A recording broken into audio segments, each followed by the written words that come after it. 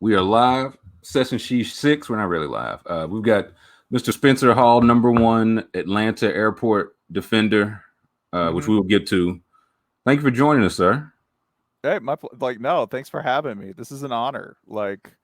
I've followed your shit for I don't know, like maybe a decade. I've lost track. If I you've was been gonna say, I was like, this is wild. This is the first time we've ever spoke because I know I've been following and enjoying your work for some time now too. So, no, likewise. This is a mutual appreciation society. It's just gonna sound really gushy and disgusting, so let's have it. hell yeah. We we'll get to Atlanta Airport later. What were you just? I want to know more about the black biker scene in Atlanta. You were just It, filling me in. yeah, the black biker scene is crazy here because there are your classic they're your classic Harley dudes. They're guys who Sure. are on Harleys who just want big smelly bikes that sound really loud. They exist, right? They're my favorite kind of people too because they're the ones who are like, yeah, we're nonconformist. You're like, you all have matching jackets. Right. Yeah. Yeah. Way to stand out, guys. Yeah. Yeah, you all have matching. Yeah, it's very important. We need the matching jackets. That's how everyone knows we're rebels. Um, then there are the guys who I was filling you in on who are my favorite people and legitimately favorite people. And they are the middle-aged dudes who just go around on these enormous gull wings and they look like couches on wheels. And inevitably all of them have an enormous system Oh yeah. that's basically playing like Steve Harvey's greatest hits. It's just like they're playing like Frankie Beverly, they're playing Oh, yeah, Earth, yeah. Wind and Yeah. You Fire, just right? oh, yeah, yeah, just Yeah, yeah. everywhere. It's just there's a lot of ill-advised facial hair, in that group. But they look so chill. Oh my god, they're They so having a relaxed. blast, man. Yeah, no, I mean just just flat flags furling in the wind, and by that I mean like the little hair they have left, right? Yeah. Or Like the ill. I like the I like the bandana, like the little bit of hair. Like you can't even see the Mm-hmm. little bit of hair because the bandana is like, but you got to see the bandana. I mean, it's a Mm-hmm. badass look. So I'm not. It really is all love, but that's one of my favorite looks. Oh yeah, no, this some of them have like the big some of them have the big enormous headset style mics.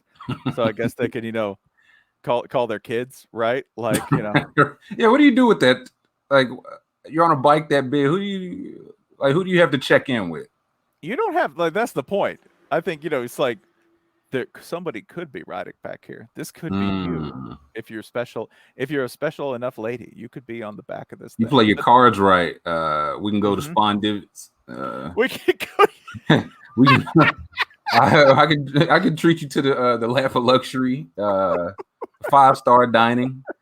I can walk you through the spinach dip. It might Yeah, be. It yeah. might My be. name rings bells.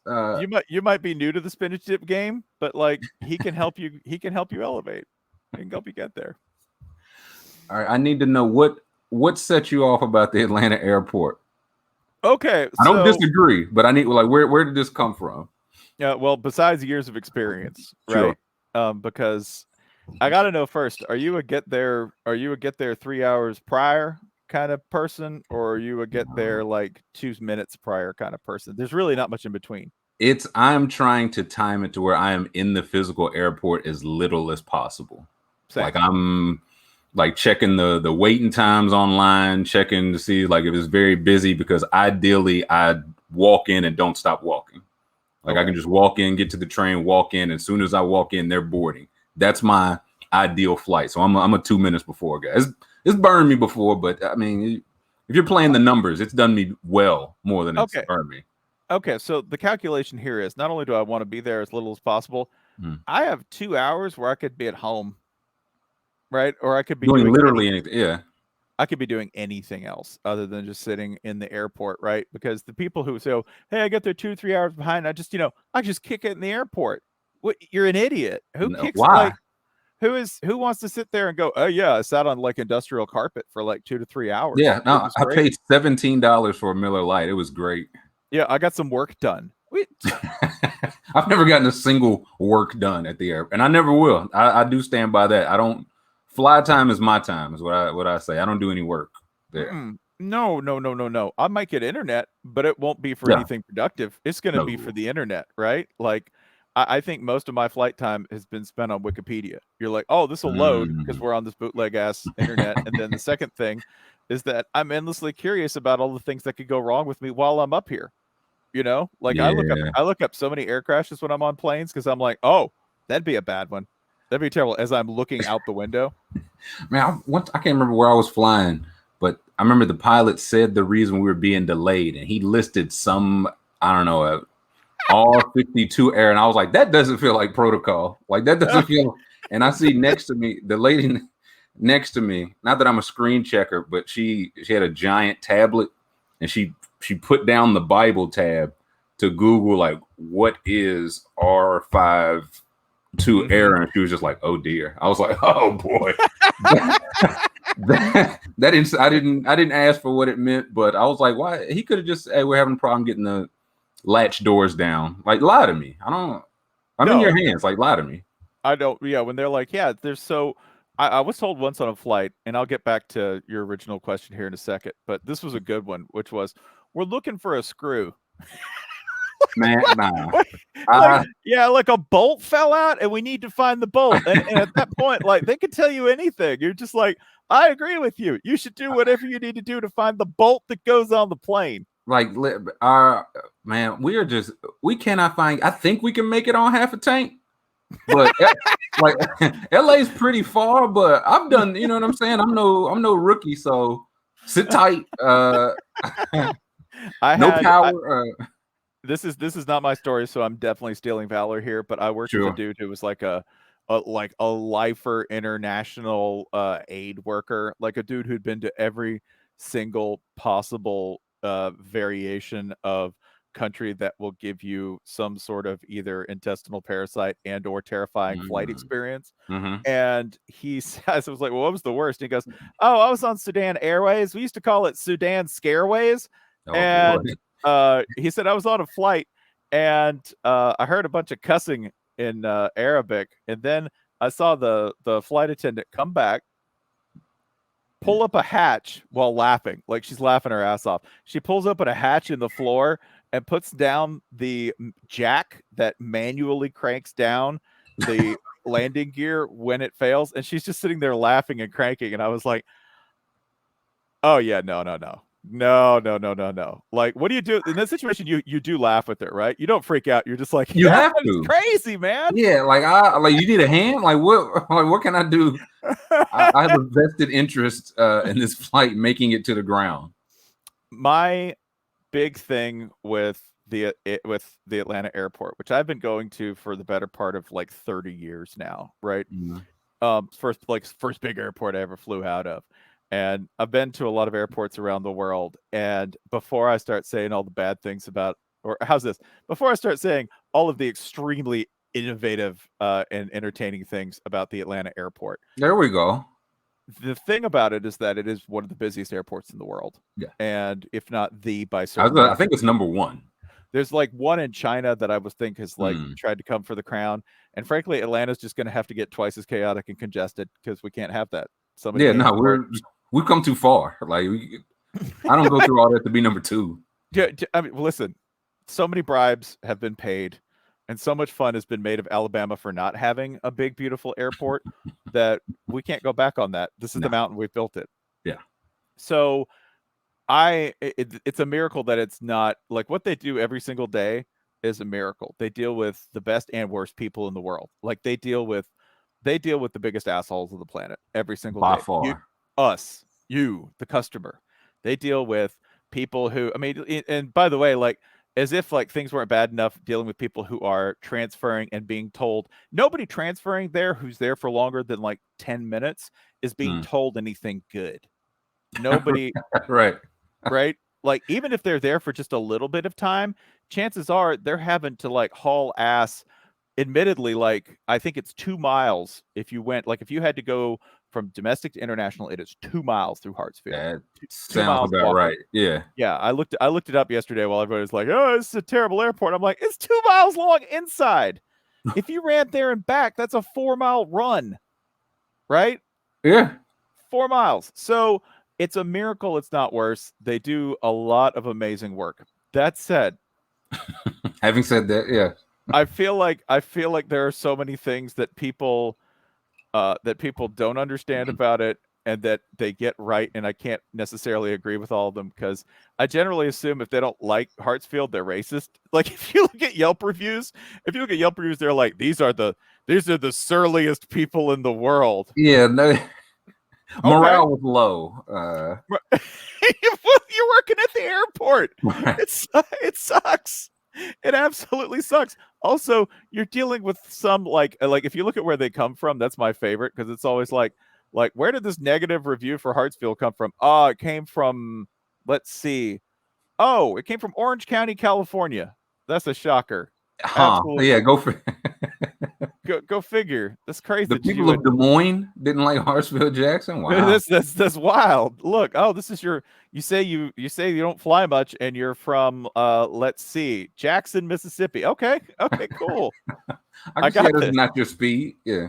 Yeah, so I can kind of see what's happening with some of them, but like I have seen more people's souls destroyed by the people who work at Hartsfield for not being cool. Like it's not like the circumstances are always great, but the first thing to do at Hartsfield is to never show weakness. Okay, never Correct. ever show weakness. Okay, 2, never ever ever if you're dealing with anybody at Hartsfield, ever say I think this is somebody else's fault. First thing you need to do is be like, hey, listen, I'm the dumbass. I screwed up. Yeah, now hand up. I should have been here 2 days ago, but Right, and then you lay out your issue. defer to authority. Okay, I'm going to give you credit. I'll give you authority. This is your world, not mine. Okay, I do not rule the airport. I do not understand your ways or any of its mysteries. Okay, if you tell It's me literally the place where you will never have any power. You have once you walk in those doors, you have no power. No, my favorite little like Hartsfield secret is that if you get arrested there, okay, and I know this because I had a friend who got arrested there, Sure. for carrying a gun through security. Yeah. Hey, that was 4 years ago, man. I told you that in confidence. I mean, actually, if that happened to you, I would know exactly the lawyer to call. There are enough insane gun rights attorneys in Georgia that will just take any case,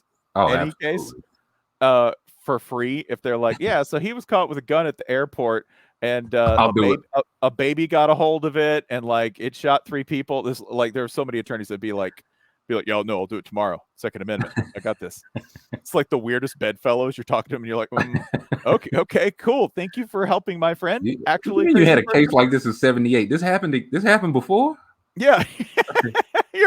You're like, yeah, this guy actually killed people after I got his gun back for him. You're like, okay, great. Thank you for telling me that terrifying thing.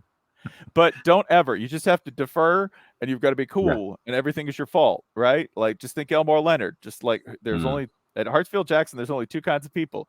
There's the cool and the dead. You gotta stay cool. Don't be right. Pick your lane. Stay in your lane. No joy in being right. Okay. There's absolutely no joy in being right. You get no points. It's not going to get you anything. Okay.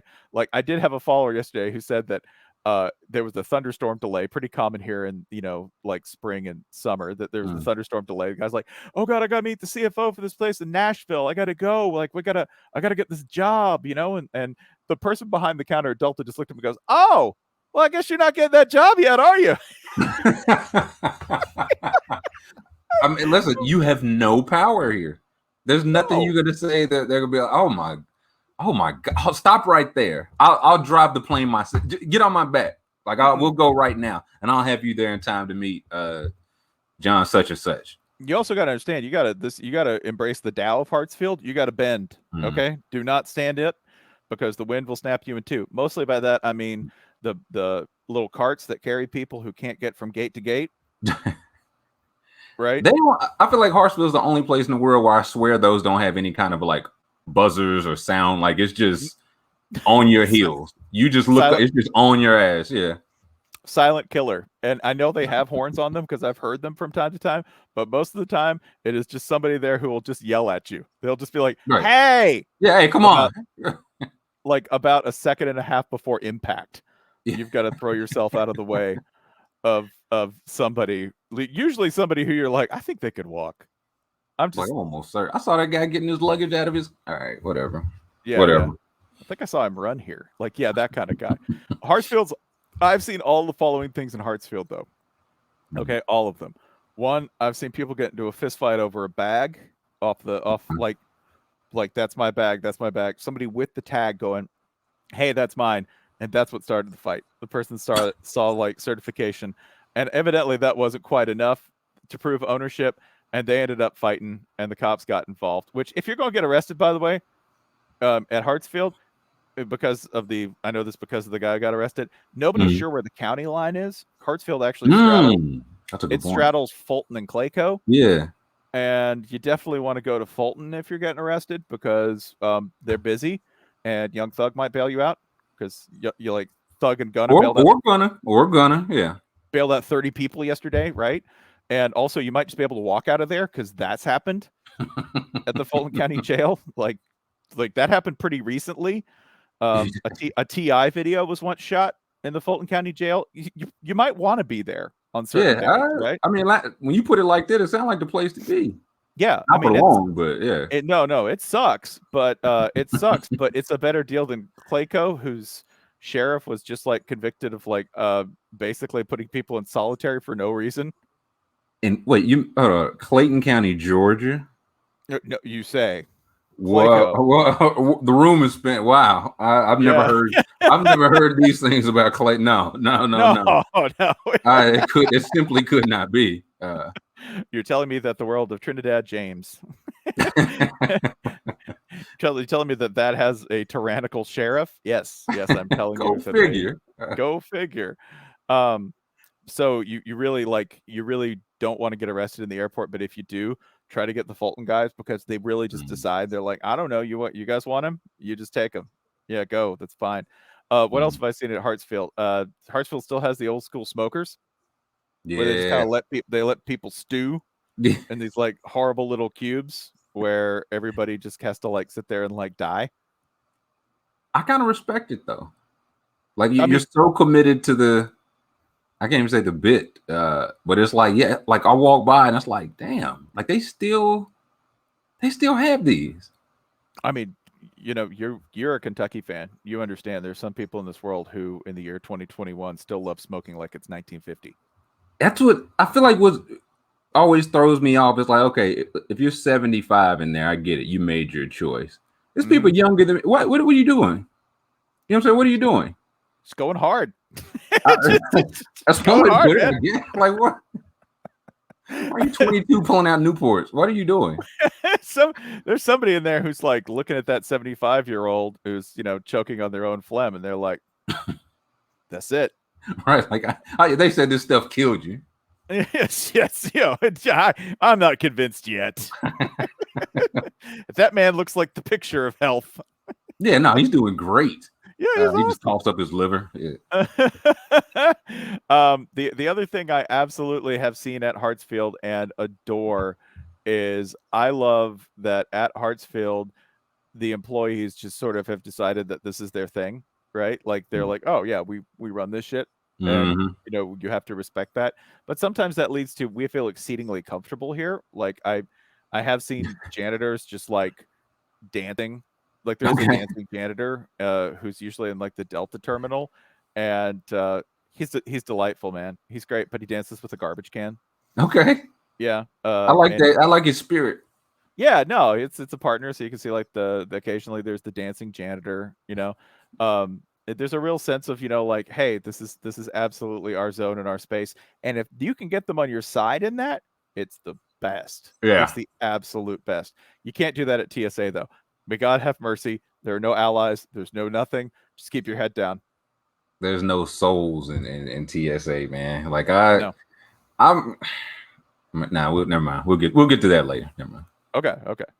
We can do that. But yeah, that's my long and short. And this too, when they're like, oh, everything's really, really far away. Like you have to walk. I'm like, don't you enjoy this scenic presentation of Atlanta's history between terminals A, B, and C? The collection of beautiful Zimbabwean art that we have there. There are framed portraits in, I believe, the T gates, the gates between Maine and T, of Dale Earnhardt. There's beautiful portraits. I saw you read. I was like, I gotta. Maybe I need to take it by foot next time. Yeah. If you go to Terminal C, which is, of course, that's where the people go, because that's the old AirTran terminal, aka now the Southwest Terminal. If you go to Southwest Terminal C, it's just some outs. I think there's a Bojangles there. There is never anywhere to plug anything in, so you have an excuse to not do work. It's beautiful. I've come to appreciate it over the years, especially because it's home. If you're there on a layover, I just think you need the right attitude. I don't. Which turn? Where's the green and blue shit? Like where you're walking over it, like the. You know what I'm talking? I mean, yeah, I think that's between B and C. The little rainforest. Okay, that's not, yeah. Yeah. Like I mean, I've never had a layover here, of course, but layover kind of feels like the place to be. Like if you were here and didn't have like, okay, like I don't have to worry about my bags. I don't have to worry about. Listen, it's 100 places to eat, shop, smoke a cigarette. Like you can really do whatever you. Layover doesn't feel that bad. They got a Spanx store, man. There's a Spanx store. Like, what more could you want? Hey, you know, like there was a 40/40 club. in you know, Ludacris had a restaurant there. I went there once. It wasn't bad. Listen, it's not bad. One flew south in Terminal D. Yeah. Or Terminal E. One flew south is actually, I mean, it's expensive, but like, I don't know, man. You can get pappy at One Flew South and sit there and eat some like pulled duck barbecue. Life, it's not horrible.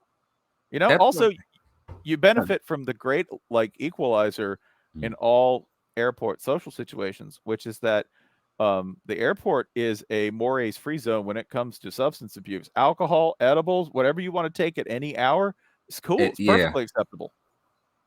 I think that's my biggest gripe. Like, if you ever had like a morning flight and it's like, you know, we don't serve liquor until X time. It's like, for what? What do you think I'm gonna drive the plane? Like, what do you mean I can't have a drink here? What's the problem here? Y'all gonna serve me lunch as breakfast, right? Like if I get chicken and waffles, it's not gonna be it's gonna be chicken tenders.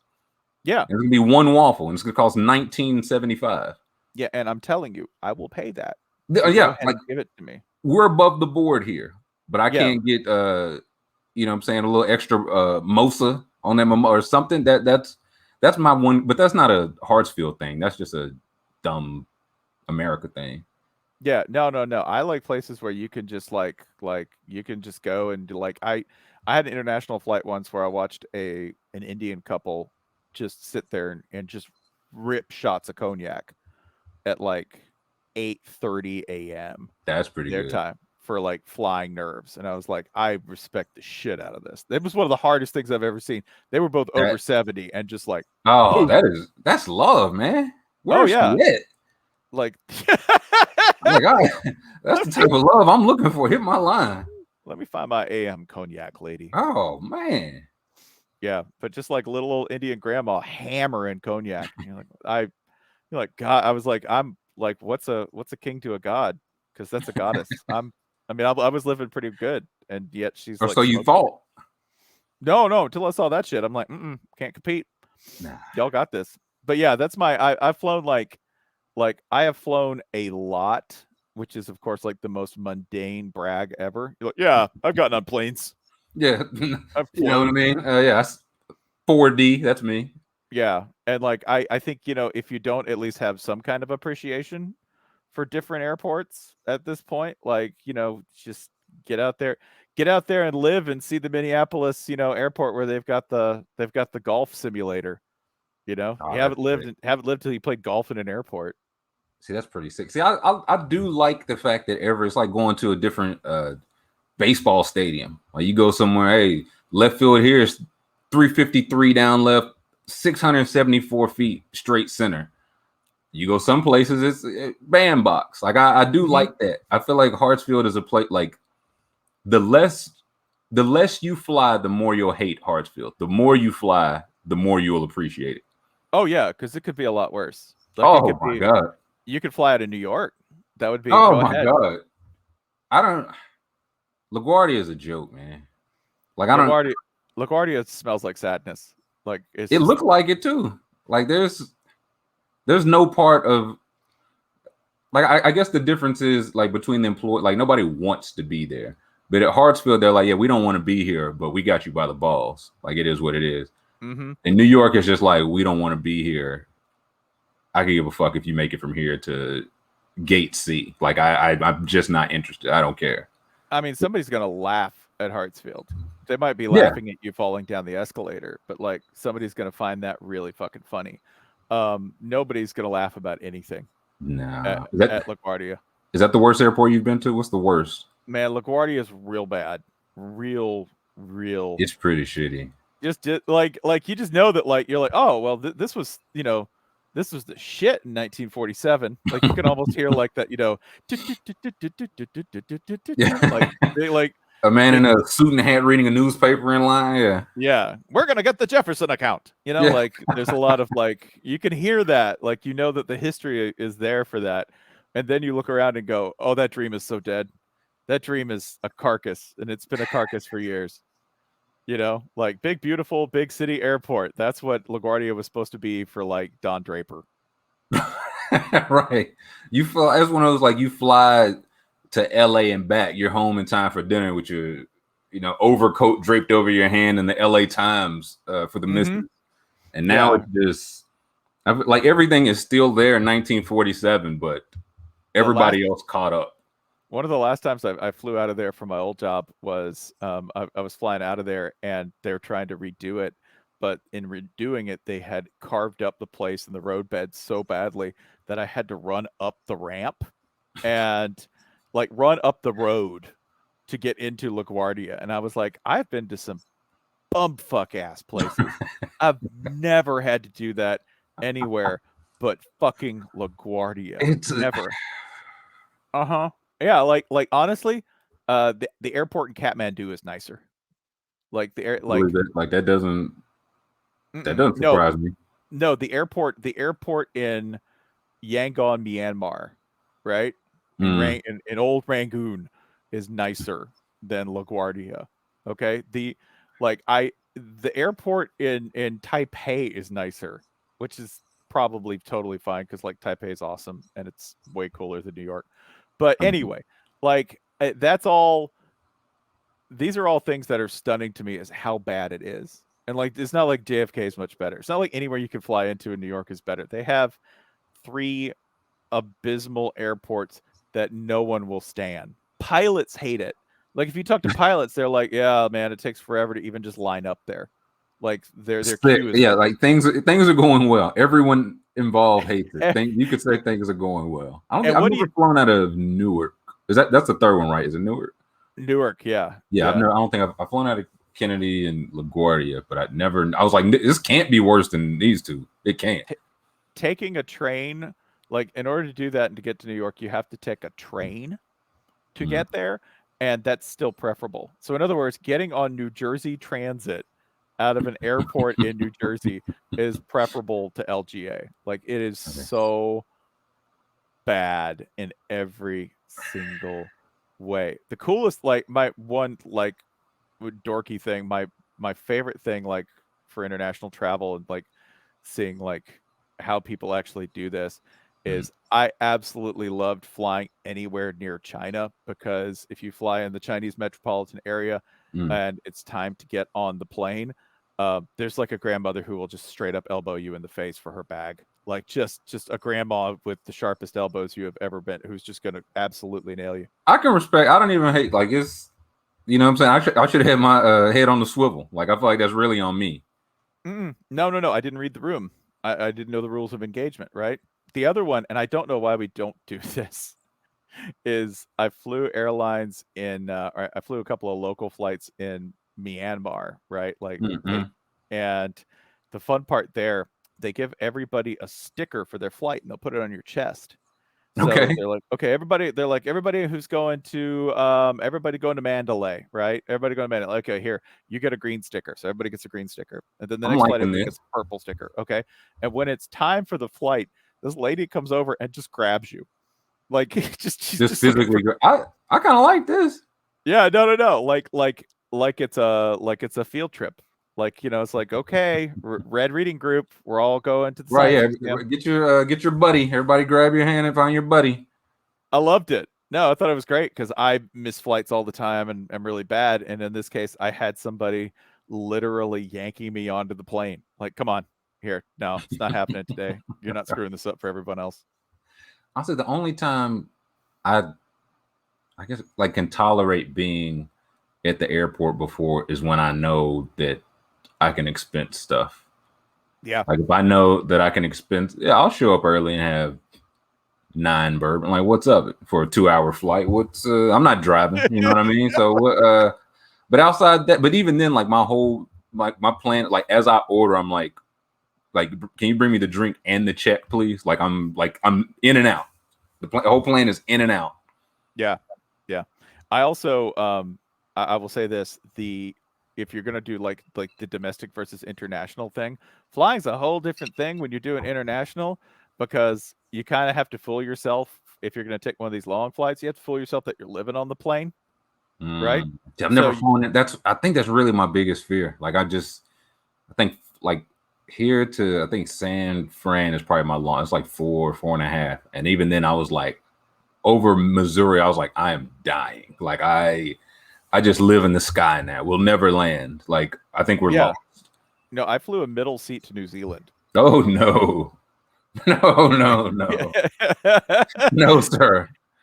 And those people are crazy. They're the ones who will tell you, they're like, mate, this is nothing. I flew to Cape Town. Like, how long is that? They're like, Cape Town, that's like 4 days, whatever, like in the air, or however long it is. So like whatever, you're like, oh, this is a real long flight. They're like, this is a flight. Yeah. Let me show you a flight, mate. But like that was, if you're on the plane that long, you can actually get drunk, get sober, and then get drunk again. You can do the Humphrey Bogart. You can be like, it's the best cure for this hangover. I know. Like I saw people. I mean, and there's like long haul warriors there who are just like, leave the bottle. Like I saw people like just get like a big thing of New Zealand wine, and they're like, yeah, well, I mean, just put. I don't need a cup. I'm never seeing these people again. I don't need a cup. Just somebody drinking like the guy manning the tiller on a pirate ship, right? Like somebody who's like, all right, I'm up he's on just making change. Yeah, yeah. Like I saw one dude who just looked like he was like some 6'10" giant who looked like some sort of New Zealand pot farmer, and he had like he bought out a whole row for himself, and he drank like 3 bottles of wine and passed out. And I was like, that's Hagrid. Yeah, no, Steven Adams is sick, dude. He lives a hell of a life. Steven Adams is the baby in that family. Does that blow your mind? It's like 19 of them, right? Like it's an absurd amount of children in that family. That family is a blended family. And I don't know how many. I mean, I think they sometimes find new Adamses. I was gonna say, I'd say, like that makes it better. I don't want 17. Like I don't want that many blending, non-blend. I'm all set.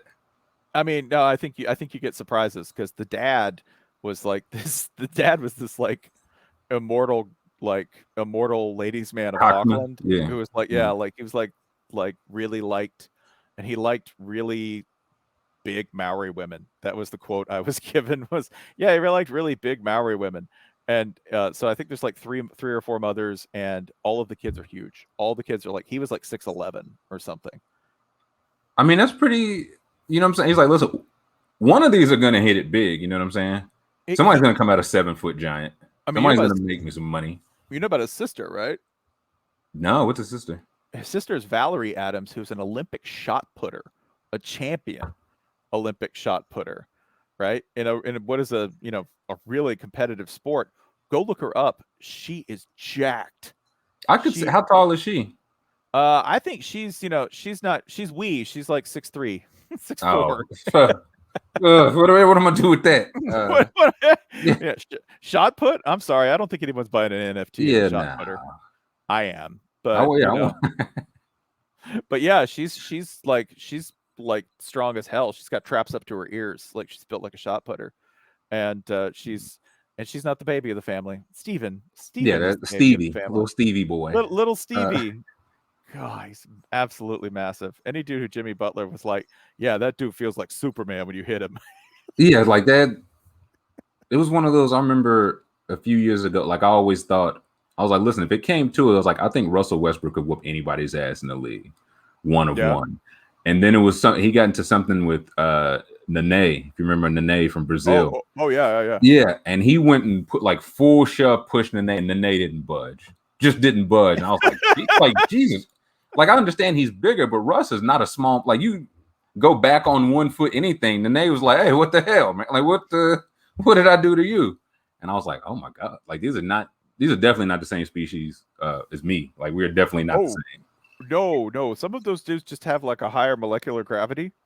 Like Yeah. they're just they just hug the earth more than other people, you know? Like that was I always thought that about Robert Parrish. Like Robert Parrish Yeah. looked lanky, and I was like, I bet Robert Parrish weighs 700 pounds.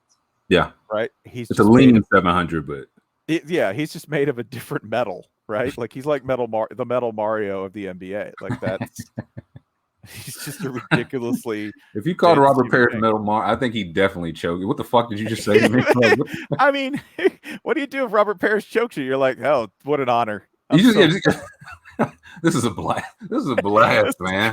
What if somebody like that? Like, whenever everyone's like, "Oh man, it'd be so scary to get your ass kicked by somebody like that," I'm like, just man, what an experience. Yeah, what? I mean, it's like a thing. What? Like, there's no other way it's gonna go. It's not like, oh man, well, why didn't you punch Robert Parrish? What you mean? Why didn't I? What are you talking about? Why didn't I punch Robert? Or you listen to yourself? Yeah, what do it's already bad. I might as well be, like, and who am I to this guy, right? Like, what? I'm making a tiny little cameo in his life. For me, big moment. Yeah, no, Big moment. he's whooped thousands of asses. Yeah, like who's like if you were getting your ass kicked by Russell Westbrook, like if Russ just turned on you and decided to just eliminate you that day. Well, man, what an experience! I get to tell people for the rest of my life. Russell Westbrook absolutely gave me those hands. And it was like any playoff game, he goes for a dunk. It's like, hey, you know, I got whoop my ass, right?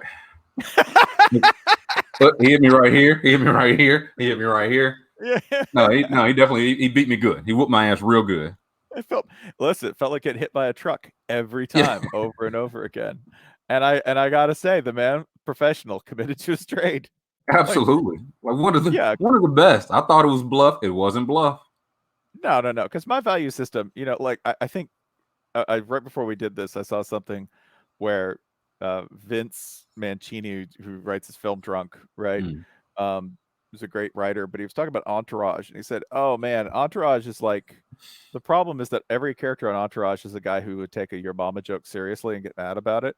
And I'm like, that's not my level of masculinity, right? Like I'm not here to defend any honor, right? It's not like I think there's a world where I'm like, here's how I would kick Shaq's ass. Like there are guys out there who are like, and I mean, I think this is most guys, even if you're smart, right? Like most guys, if you're like, well, I do have a plan for how I would kick Shaq's ass, but I'm smart enough to go, it ain't working. Right. The plan to not kick Shaq's ass is not getting a fight with Shaq. That's the plan. Yeah, or okay, I have air support. I run. I call in an airstrike, and then I hope they hit. I see, but I feel like Shaq probably does like endorsements for some like drone defenses. Like Shaq's is just like, oh, like you forgot I endorsed the big drone of Stottle, and they just bomb your house, man. He would do that too. Like he would absolutely. There's not a doubt in my mind. Like I like this. Like if we just find out in 20 years, like Shaq had a terrible coke habit, I'm like, of course he did. Like it all makes sense. He was a terrible gambler, or he just got some type of issue. Because I mean, I can respect the hustle. That man will sell anything. I mean, his story is that he, spent his entire signing bonus, then vowed never again to turn down a chance to make money. That's his story. I don't believe it. I was gonna say, listen, he kept to his word. If that's the he would do that too. Like he would get through and he'd have some sort of liniment to sell you after he absolutely kicked your ass up and down North Avenue. Yeah, wipe yourself off with these Shaq brand handkerchiefs. They're 30% softer and 40% larger than the last brand. Like that, and you know what? You can get some supplemental insurance from the General for all of those injuries. Get your ass whooped by Shaq and save some time. That's why Dennis Rodman was absolutely cracked, because Dennis Rodman at one point had a chance to fight Shaq and took him up on it, and then like had to be restrained by Jordan and Pippen. Like no, like we're veterans. Yeah, no, come on, Dennis. He was a veteran too. He didn't like. That's when like, okay, you've got 10 years in the league and you're doing this. He was used to like, turn around and seeing like Mahorn and Lambeer, not Will Perdue and You know what I'm saying? Stacey King. Like no disrespect to those gentlemen, but it's just a different ball game. When you turn around and see Billy Boy Winnington just not looking to get into the scuffle. Bill Winnington in the octagon versus Jorge Masvidal. I just see him climbing him, and going after him like a woodpecker. I guess there's one person, and this is my attempt at a segue, that I'd be happy to let whoop my ass. That's Bill Morrow. I know you're familiar with Bill Morrow. You're an expert on Bill Morrow. I know you talked about this. Love Bill Morrow. What do you think, Bill? Before we say what do you think Bill Morrow is doing right this second, right now? He's probably watching some local television. I feel like a guy, like watching local television at like 6:50 p.m., which is the time now on the East Coast, because Bill Morrow is somewhere in Western Mass. Watching the local news or watching like Wheel. Be watching Wheel. I don't see him as a Jeopardy guy. I see him as a guy who might be deeply invested in Wheel. He thought that Trebek guy was too condescending, but I feel like he's a big Wheel guy. Yeah, he might be a big Wheel guy. I could see that. A game of chance, not one of skill necessarily, right? Billy Morrow, I feel like people know this. Billy Morrow is the man who rolled a 300 game on September 11th, 2001. Like that September, like when the anniversary, like on that. No, he did it that day. That September 11th. Do you always think about? You think it was like a morning bowl? Like he was like, oh, okay, Tuesday morning, nothing could go wrong today. Billy Boy is about to hit the lanes. I have so I have some info. Via Luke O'Neill's. Luke O'Neill, who is, you can follow him on Twitter. He writes a newsletter / website called Hell World, and in Hell World, one of his early editions was tracking down Bill Morrow. Okay. He did, because Luke is in Massachusetts, and basically he just called guys named Bill Morrow until he found the right one. Are you the guy that rolled the 3? Yes, that's me. Hello. Yeah. So Bill Morrow is exactly what you think he is. He worked at a paper plant for like 30 years. Yeah, he did. And he bowled in a league. And he doesn't bowl at that place anymore, by the way, because they didn't take care of the lanes. And you can hear him like in his Massachusetts accent saying this. He's like, it got all dirty, He bowled at I think 7 p.m.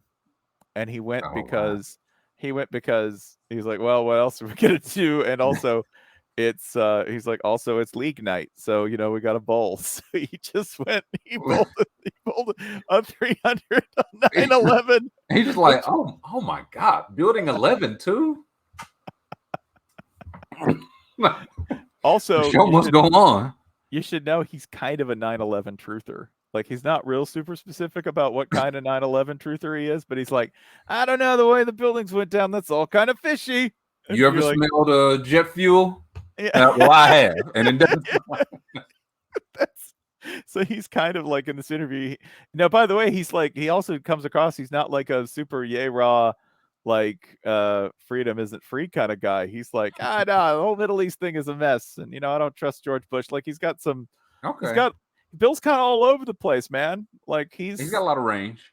Yeah, no, he's got range. There's depth and complexity to Bill Morrow. In addition to that, he's just like, yeah, like, it would have been better if it happened on another day, but I did pull the 300. Wait, like the 300 game or September events of, like, which one is he like? He's like, no, them. I was in the zone, baby. Yeah, I mean, I think he's very frank about, like, trying to reconcile a terrible event with being in the zone on that day. Like, he doesn't quite come out and say it, but like, it sounds a lot like, it was a bad day mostly, like, right. I think we read an article and it was like, the first line was, Bill Morrow remembers September 11th fondly. That's just the first line of the article.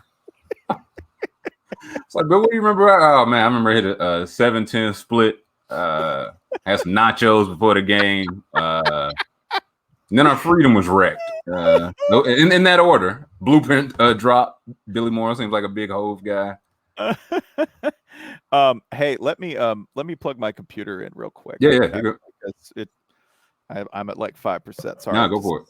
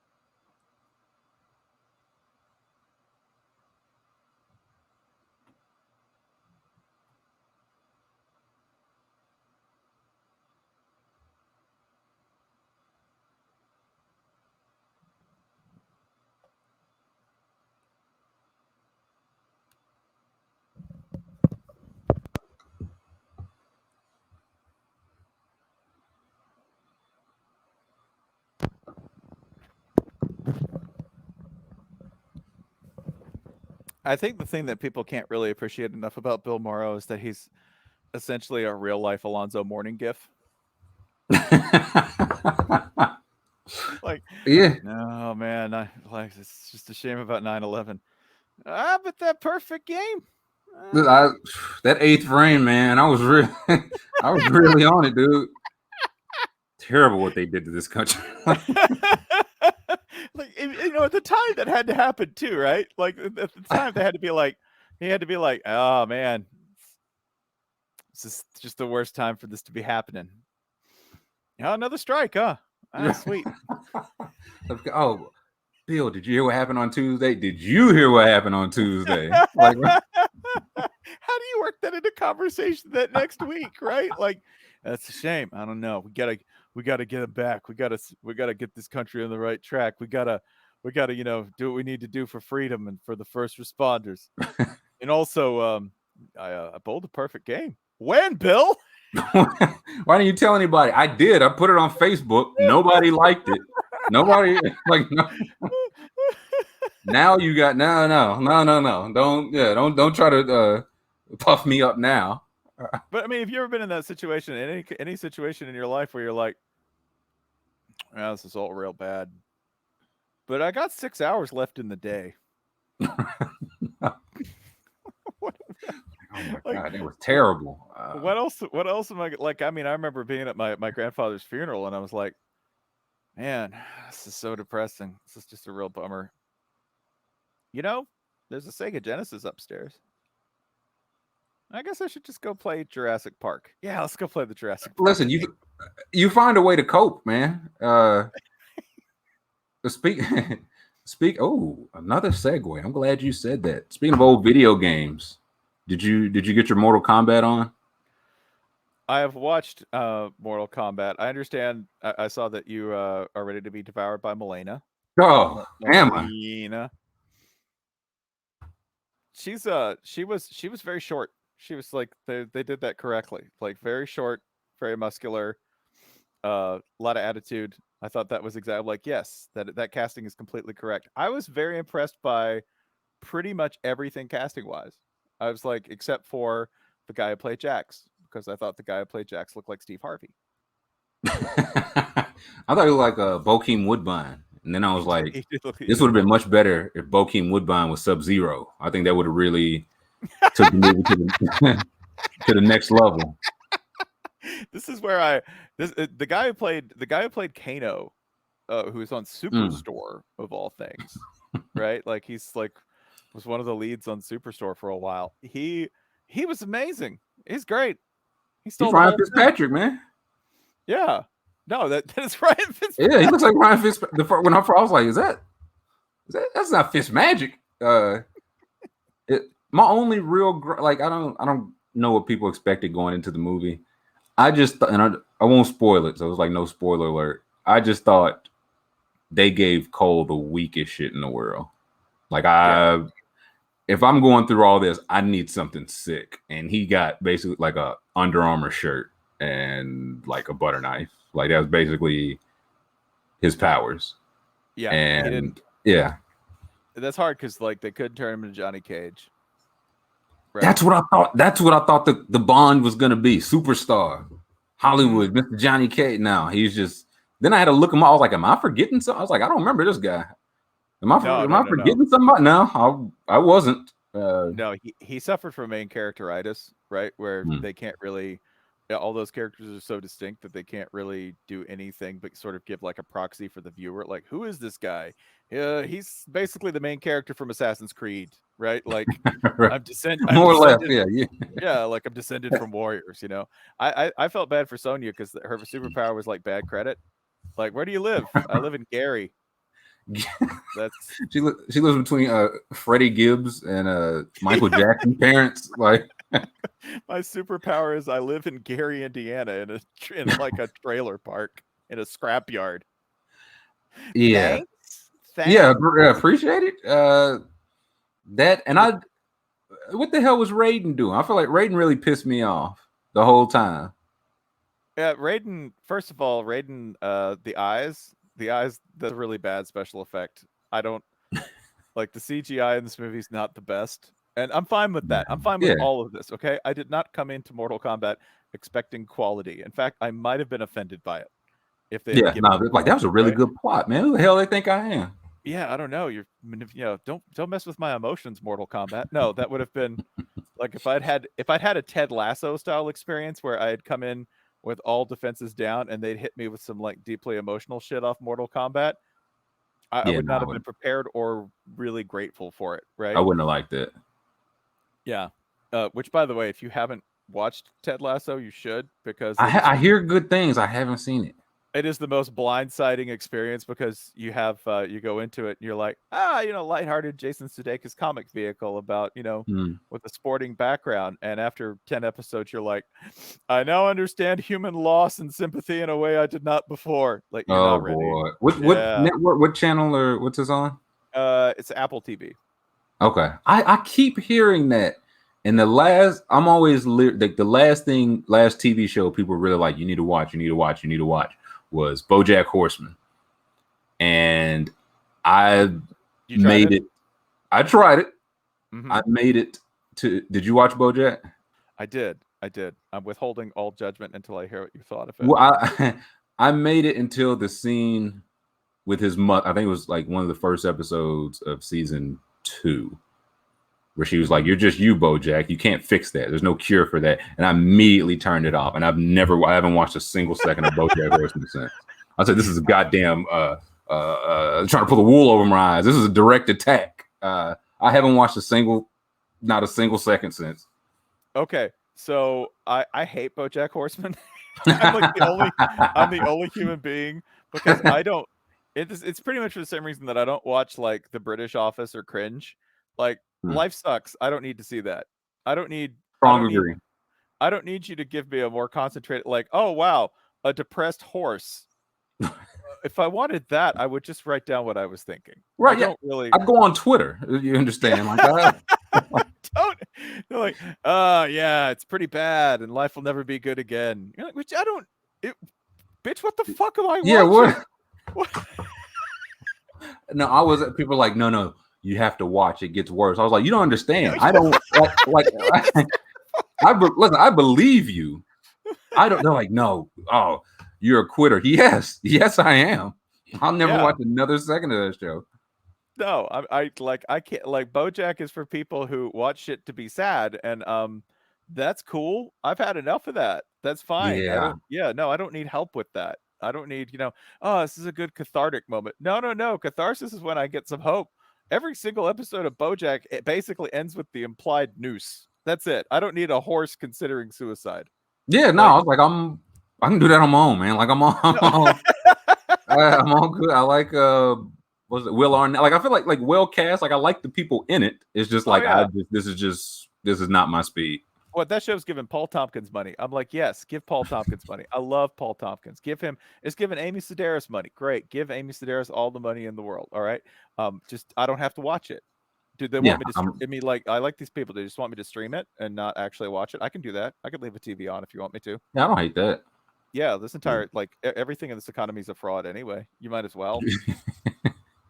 It really is. Like I've learned time and neither time nor money are real. No, it's not real. Like it's like the counter on your email. It's not real. Don't. Yeah. Like inbox infinity. Go ahead, do it. Doesn't matter. Well, it's like it could be 100,000. If I don't acknowledge it, it could be 0. And I simply refuse to acknowledge my email. No, you have notifications. Yeah, that's the greatest lie in the world is you have notifications. No, you don't. You don't.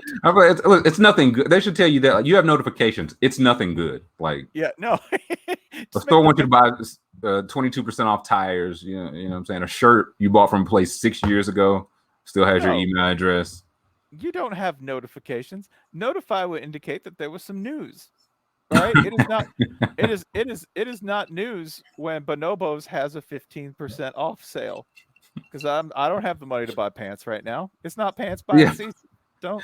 I'm not a pants wearing move, and like read the room. Yeah. I do have like one other thought on the Mortal Kombat movie, which you know, like that was completely fine. Like it was fine. Like that was like that is an edible special, right? Like what are you gonna do? Probably gonna take an edible and I'm gonna watch Mortal Kombat, and it'll be completely forgettable, and I'll have a great time. Yeah. Right?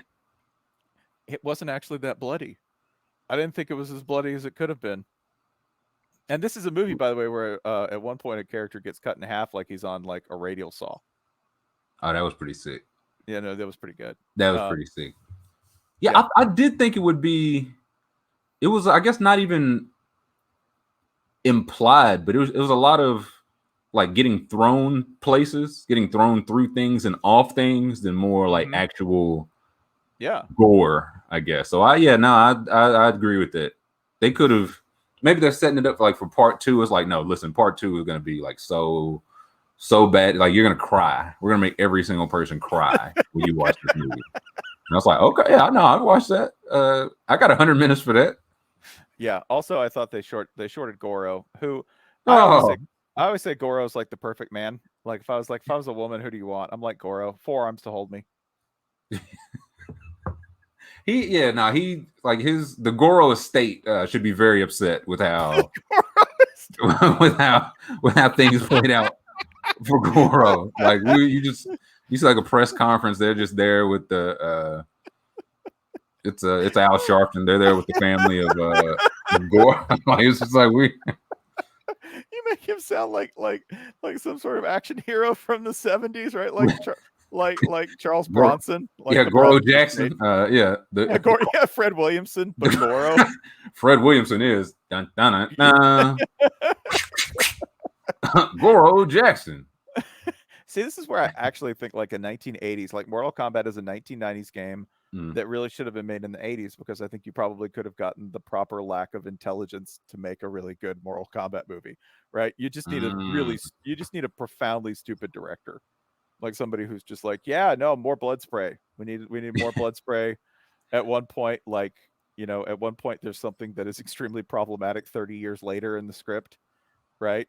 Like something aka the Porky's effect, where you watch a movie from the 1980s and you go, man, people should have been charged. This is not funny. Yeah, no, that's almost certainly a felony. No, you don't. No, and not like a cool felony, right? Like Smokey and the Bandit, cool felonies, right? Like that. Like you can make movies about cool felonies, but not that kind of felony. No, that it's one of those. Hey, that wouldn't fly in this climate. Some would argue it shouldn't fly in any climate. It should have never flown. I have another question for you though, which is that I think that people. Is there another instance of prestige television that you're just like, I decline? Like everyone has told me to watch this, and I'm going to actually be like, I know you're on the internet and you're talking to people and they think, oh, you're just being contrarian, and you're like, no, I actually hate this. Like I can't watch. Yeah, like, oh my gosh, Whiskers, I can't believe you've been trolling with this for 7 years. You think I've been keeping this ruse up for you for 7 years? That I just don't like the thing that you like. For the longest time, it was The Wire, and then I recently watched The Wire. I think it's probably Breaking Bad. That's the one that's like everybody, oh, it's so great, you have to watch. And I was like, I think I'm just good. I don't think good. I don't need to watch it again. Like I got crazily obsessed with it, and then the idea of a rewatch seems punitive. I don't really like, because at the end of that series, I was basically like, am I an accomplice? Like I'm pretty sure I'm an accomplice, because It was the only show that like basically followed. It was one of the few shows, and The Wire kind of does this, but follows every step of the crime the whole way. Right. Like, okay, here we'll show you the whole like rooter to tutor. We'll show you the whole thing of like how many people this affects and how many people actually bleed as a result of this. And at the end, you're just like, yeah, I don't need that.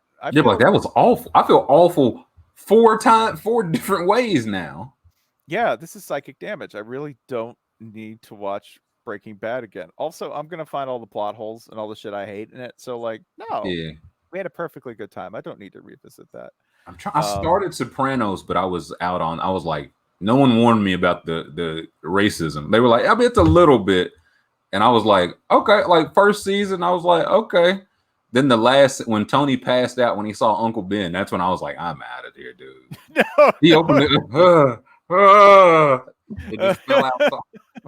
That's I've seen enough. When I had to look up slurs, that's when I was like, yeah. Like I didn't. I grew up in Georgia and Tennessee, and I don't know these. Like I had to download this racism patch. I didn't really. You need the update. Yeah, you need the 7.06. This was some DLC I was not provided, right? The New Jersey racism patch, because man, I learned new things that I didn't really want to know from The Sopranos. Yeah, I was like, and it wasn't like it wasn't bad, but I was just like, this is just no, like I'm all set. Like you got to deal with the racism. It's like I don't have to. You know what I mean? I don't have to. I don't have to do shit. I don't have to do shit. No. What about you? Got one that you don't want, or you're refusing to watch? There's a classic show that I think is aged real badly, like really, really badly, and it sucks because it's a show that's so popular as to be shorthand for a whole lot of people, right? Like I think it's so popular that people who aren't funny or who have trouble being funny just use it as shorthand to sort of communicate with other people. They're like, I can cite this, like people. Nerds do that with Monty Python, and I feel like kind of basic dudes do that with Seinfeld, right? And I thought you were gonna say The Office. My kids have gone back and watched The Office. It's way better than I remembered. Oh, that's what I was like. I feel like at the time, like it wasn't bad. I just didn't sit down to watch. I was like, I feel like now I could probably appreciate The Office. It's a good ensemble. Like, that's the thing is that like everybody is. In football terms, you're like, yeah, it's a good system. Like everybody's, the parts work. Yeah, the parts are all like everybody's recruited for their position really, really well. Steve Carell is incredible. Like Steve Carell, it doesn't work with anybody like but him. No, he's on another level. Like he's completely on another level from everyone else in that show, and everyone else is good. He's just like he's playing some sort of game that is like. That dude must have been in so much improv for so long in front of so many people that he has like his entire soul is just callous. Like, he could do any scene. He could take any critique from any director. Like, he's probably had so many bad nights of improv that like he's bombed enough times where he's like, nothing can hurt me. No, he's bomb proof. Yeah. But no, Seinfeld's the one that just doesn't like it aged. It looks like shit. Like it looks really bad, right? And I mean, not that that's like super important for a comedy, but like it looks depressing, right? Everything is like, very gloomy. Yeah, everything in the 90s for a while just went to shades of gray, like basic shades of gray, and like it sucks to watch. And then you go, oh, it's funny that there's no hugging and no learning, and you go, oh well, basically Larry David just did that again on a funnier show. Yeah, Curb is way funnier. That's my whole. It's like. Do you like I'm like it's fine, but if I'm gonna watch that premise, I'll just watch Kirk. Like it's funnier, it's unedited, whatever. Like it's just a better show to me. And the protagonist is a better and more likable actor. Like Larry David is. Yeah. It kind of makes you wonder. You're like they probably could have made Seinfeld with Larry David. Like they probably like it's a few F-bombs, but it's like they could have cleaned that up for NBC or whatever was on. Yeah. Also, like you can't have the ass episode on NBC, which goddamn, it's like the funniest episode of that show ever. But like Seinfeld's aged really badly because there's long stretches of Seinfeld that are just people repeating phrases. That's it. Like whenever they got stuck, they would just say the same thing over and over again, like the film. Yeah, no soup. I won't eat the soup. You'll eat the soup. I will not eat the soup. Yeah, it's just you're like, I get it. You guys are Yeah. you're stretching, and I get it. I don't really need to bother with that. So yeah, Seinfeld's aged badly. It's like a shorthand for people now, and you go back and watch it, and you're like, this is actually not real entertaining. Yeah, it's one like I feel like Seinfeld is the perfect. I'm at my dad's house or something, and it's just on. He's just got like, but I would. He's just watching. He's just finishing up an episode of Seinfeld, but I'll never be like, oh, 7:30. Like I gotta let me sit down and blow through 3 hours of Seinfeld. No, you're not watching it back to back. It's way too depressing.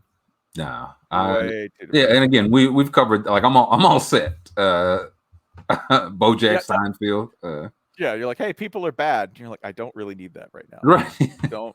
Again, listen, I have a Twitter. I understand people are bad. Like I don't need any more notes on this.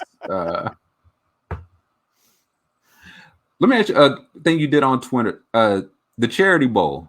Mm-hmm. Like how did that come about? Well, let's see. The trick is that I'm not actually good at anything. I just keep doing it until it sort of gets good. And on EDSBS, which every day should be Saturday, the website that I started back in 05, and wrote for like, the better part of like 14 years. The Charity Bowl was our first big, like, we kind of wanted to just do something that was like a community effort to raise money for something. So I chose the organization that I worked for at one point, or I chose that my boss ran, my old boss, when I worked with refugees in Clarkston, Georgia. I chose her organization. We're like, okay, we'll raise some money. And so, like, I think we've been doing this for 10 or 11 years now. First year, it's like $5,000. And then you just keep doing it. Eventually, it kind of becomes a habit for people. Yeah. And the way that we goosed it was to say that you have to give we encourage people to be creative in how they gave, and we encourage people to donate in the form of a score. So, That genius move. which, and that way we could count it for their school, and it would show up as 4428 for Florida. That's Right. Yeah. my first donation was the score of the cocktail party. And then in order to really gas it, you would say, okay, well, we'll crown a champion. And that was okay for a while until we realized that Michigan was winning every year, because the best advertisement to get a Michigan degree is that they can just throw down like 20 grand as a group, and they don't even sneeze, Yeah, So I was like, damn, Michigan raking it in like that? Like what? Chris yeah. Webber like dropped some like Jesus. Oh yeah, yeah. No, like they've Michigan and the Charity Bowl has always been, they will win forever as far as I'm concerned. I don't think anyone can catch them. Georgia Tech can kind of come close. That's another thing. Michigan will have like X number of donors, and it's like a good slice of donors. And Georgia Tech will have like 20 people give, and they will have 60% as much money, right? Meaning that like per capita, everyone from Georgia Tech is just like dropping, just dropping like, money. Yeah. dropping stacks and not even flinching about it, because they all are nerds who can do things you can't do, right? Like, Right. help us build a computer. Yeah, like they're not saving up for sneakers app. You know what I'm saying? They got a little. They got some disposable income. Yeah, no, they're not. It's not like, hey, I've really got to. I need a sports car. They bought that years ago because they've had money for that long. Right. What about my college fund? Yeah, I make real money for Google. So sorry. Yeah, no, I've been making $600K a year for the last 14 Yeah, years. since I was 26.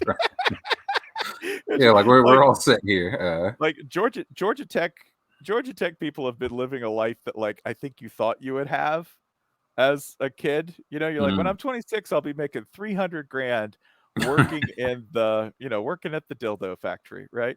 Like that's just not they lead that life for real. And so they give like tons of money per capita. But anyway, like what really helped was when my partner in the site, my co-writer Holly Anderson, really started to goose all of the little rivalries down the road. So it's like, okay, so Texas A&M, they're really like tussling, right? Or like Virginia Tech one year was like super tight. UVA just won a national title in basketball, so they were really hype about the Cavaliers. So we were able to get them like donating back and forth, and that's kind of when it really took off. Yeah. And the final total for this year for New American Pathways, which is the organization that we raise money for, they are. Let me get you the total because it came out to something. What was the goal this year? Well, the goal was initially $200,000, and we blew through that on day one. So okay, some good news. Yeah, and the actual total ended up somewhere around $829,000. Jesus, that's a salute to you and you all for doing great work. That's incredible, man. I mean, I'm floored because that's something. Yeah, I jokingly said that if we got to 1 million, I would shave my beard. And then they hit 800, and I started to get really nervous. Yeah, you was like, oh boy, geez. Yeah. As it stands now, I have an outstanding. I have to drink 329 beers. We'll work that out somehow. I'll talk to Georgia. Yeah, I'll talk to Georgia Tech people who are smart enough to make this a feasible thing.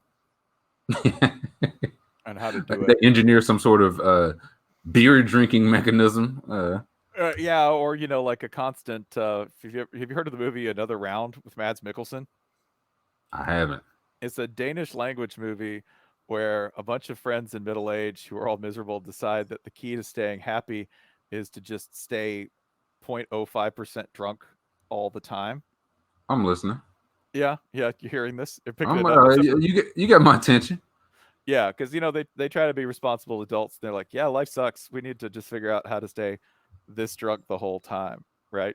So maybe we can just actually try a real life version of that where I'm at like 0.05% the whole time, right? Like can still like legally could still drive a car if I had to, but I don't want to or don't have to, right? And I feel pretty good, like there.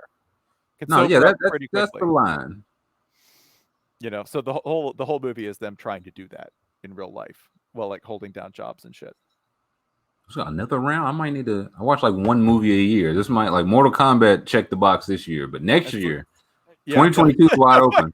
So I think it's hard to watch movies. Like I think it's hard. I agree. I've never been a movie person. It's so like even like binge watching TV is hard for me. I agree. Like a binge for me is like I just burned through 2 episodes of The Simpsons. Let me go do something else, and I might come watch one more. Like that's my binge. Like I'm all binged out. Like I'm whooped. Yeah, I can't even like it has to be something where it's live and the action is continuous and random. So, which is why I'll watch anything that's sports related. Yeah. Anything like what I could sit down and watch 4 to 8 hours of sports at a time, and I don't blink. But if I have to watch scripted television for like longer than 2 hours, it better be something so insanely stupid that I can't really stop watching it. And I mean by that I mean the series 911. Yeah.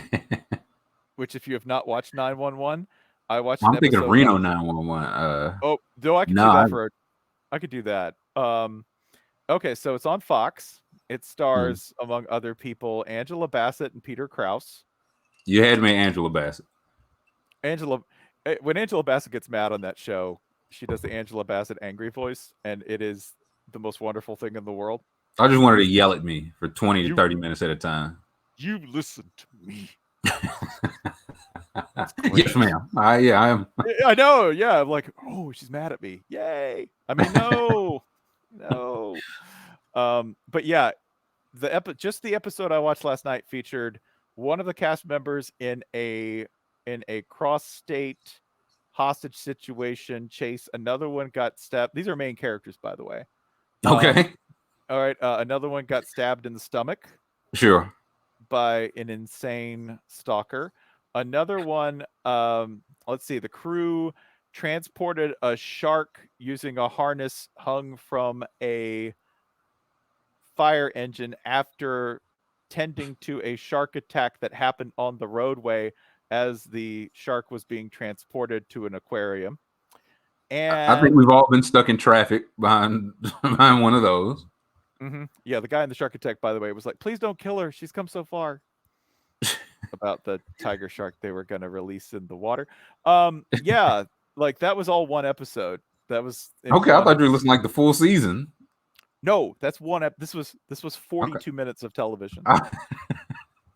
This happened in 40. It's the best because every time you see a stranger on that show, you go, "Ooh, it's gonna be good." If it's not a major cast member, you're like, "Ooh, who's getting maimed?" Yeah, somebody's gonna die. Oh, I forgot. No, I'm sorry. Same episode. Same episode. There is an anesthesia leak at a plastic surgery clinic where all of the doctors pass out, and a woman who has had her forehead cut away so that they can pull it up and her neck cut away is awake on the table. She's the only one who's awake because she was on oxygen.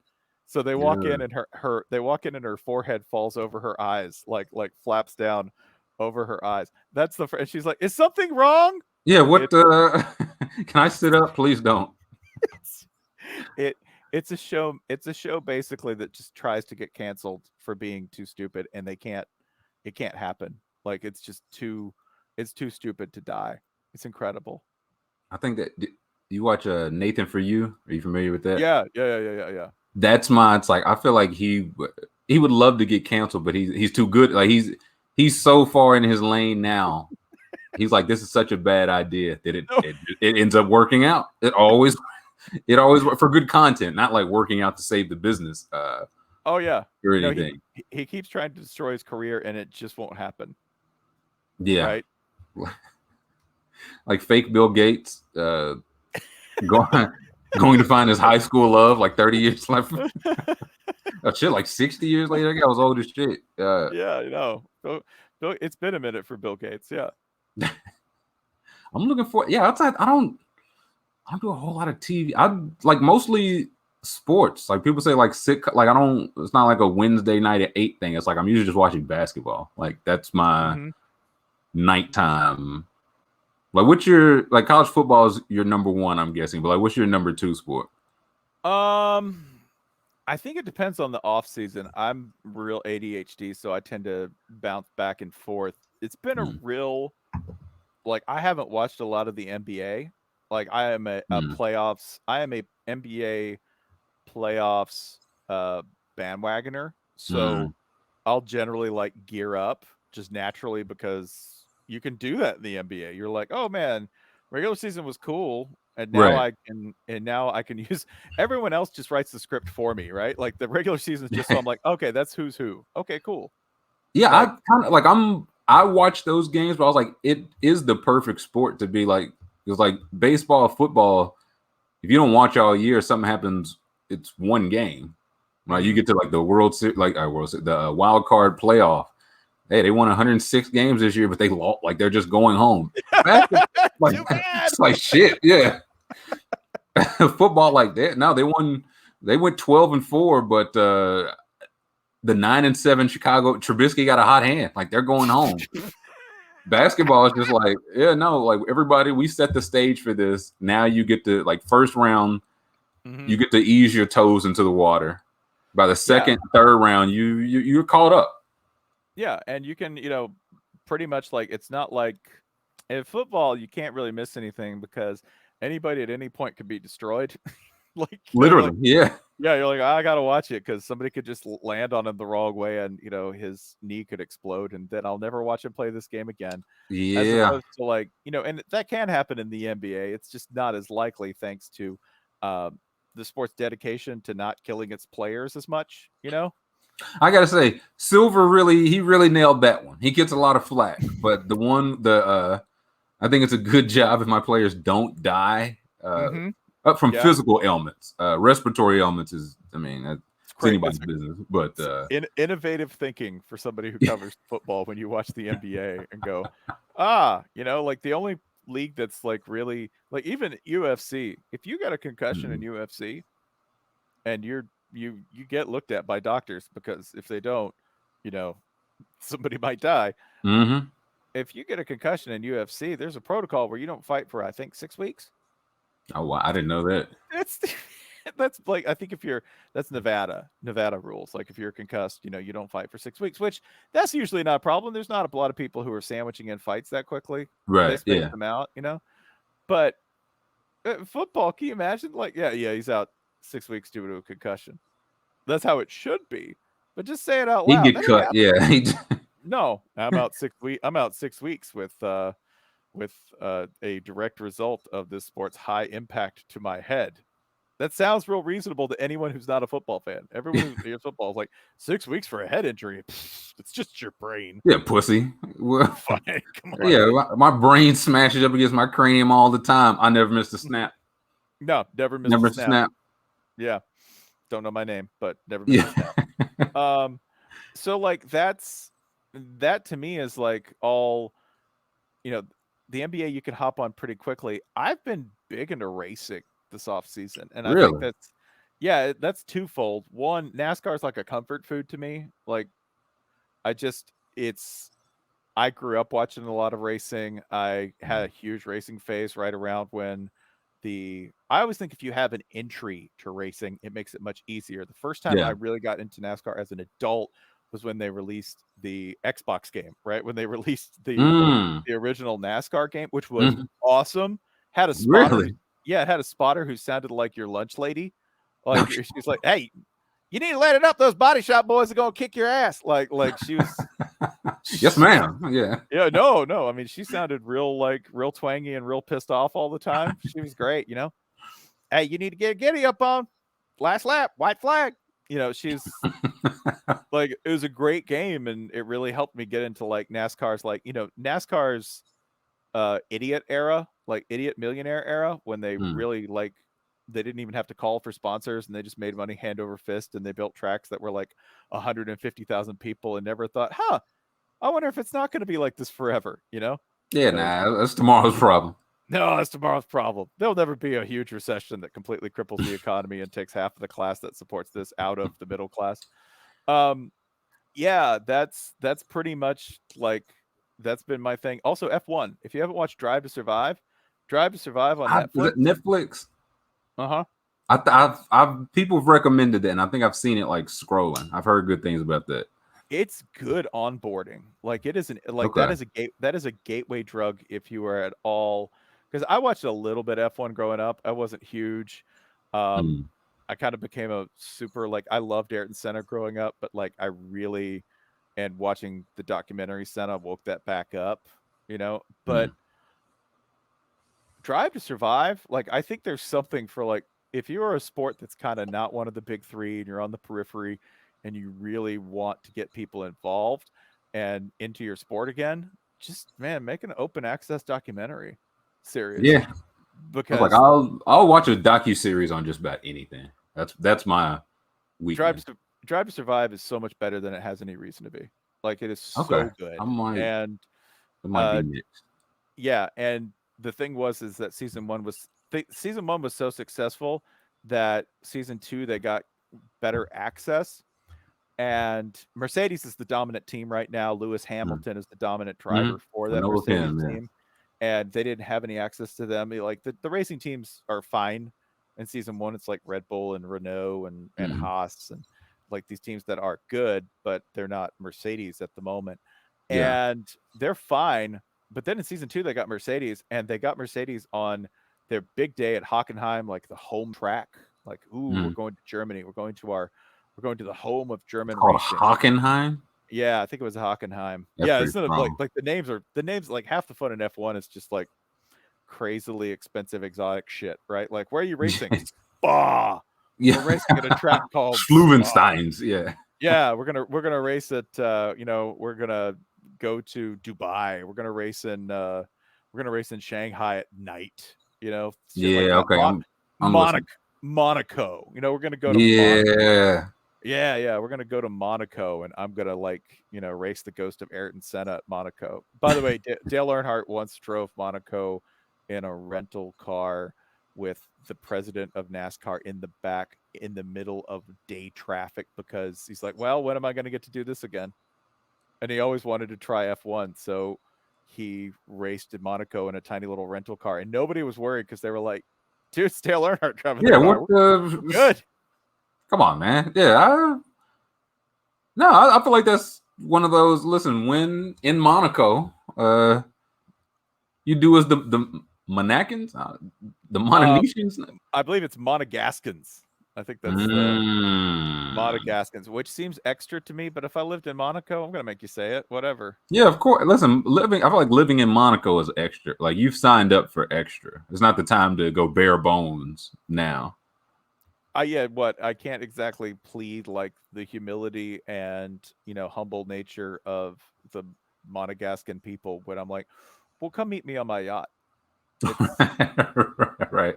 I have an apartment, but really, you want the yacht. That's really Yeah. what you want. That's what you're here for. Yeah. Which that is my favorite F1 story is Kimi Räikkönen. He crashed out at Monaco and he's Finnish and therefore possibly psychotic and definitely weird.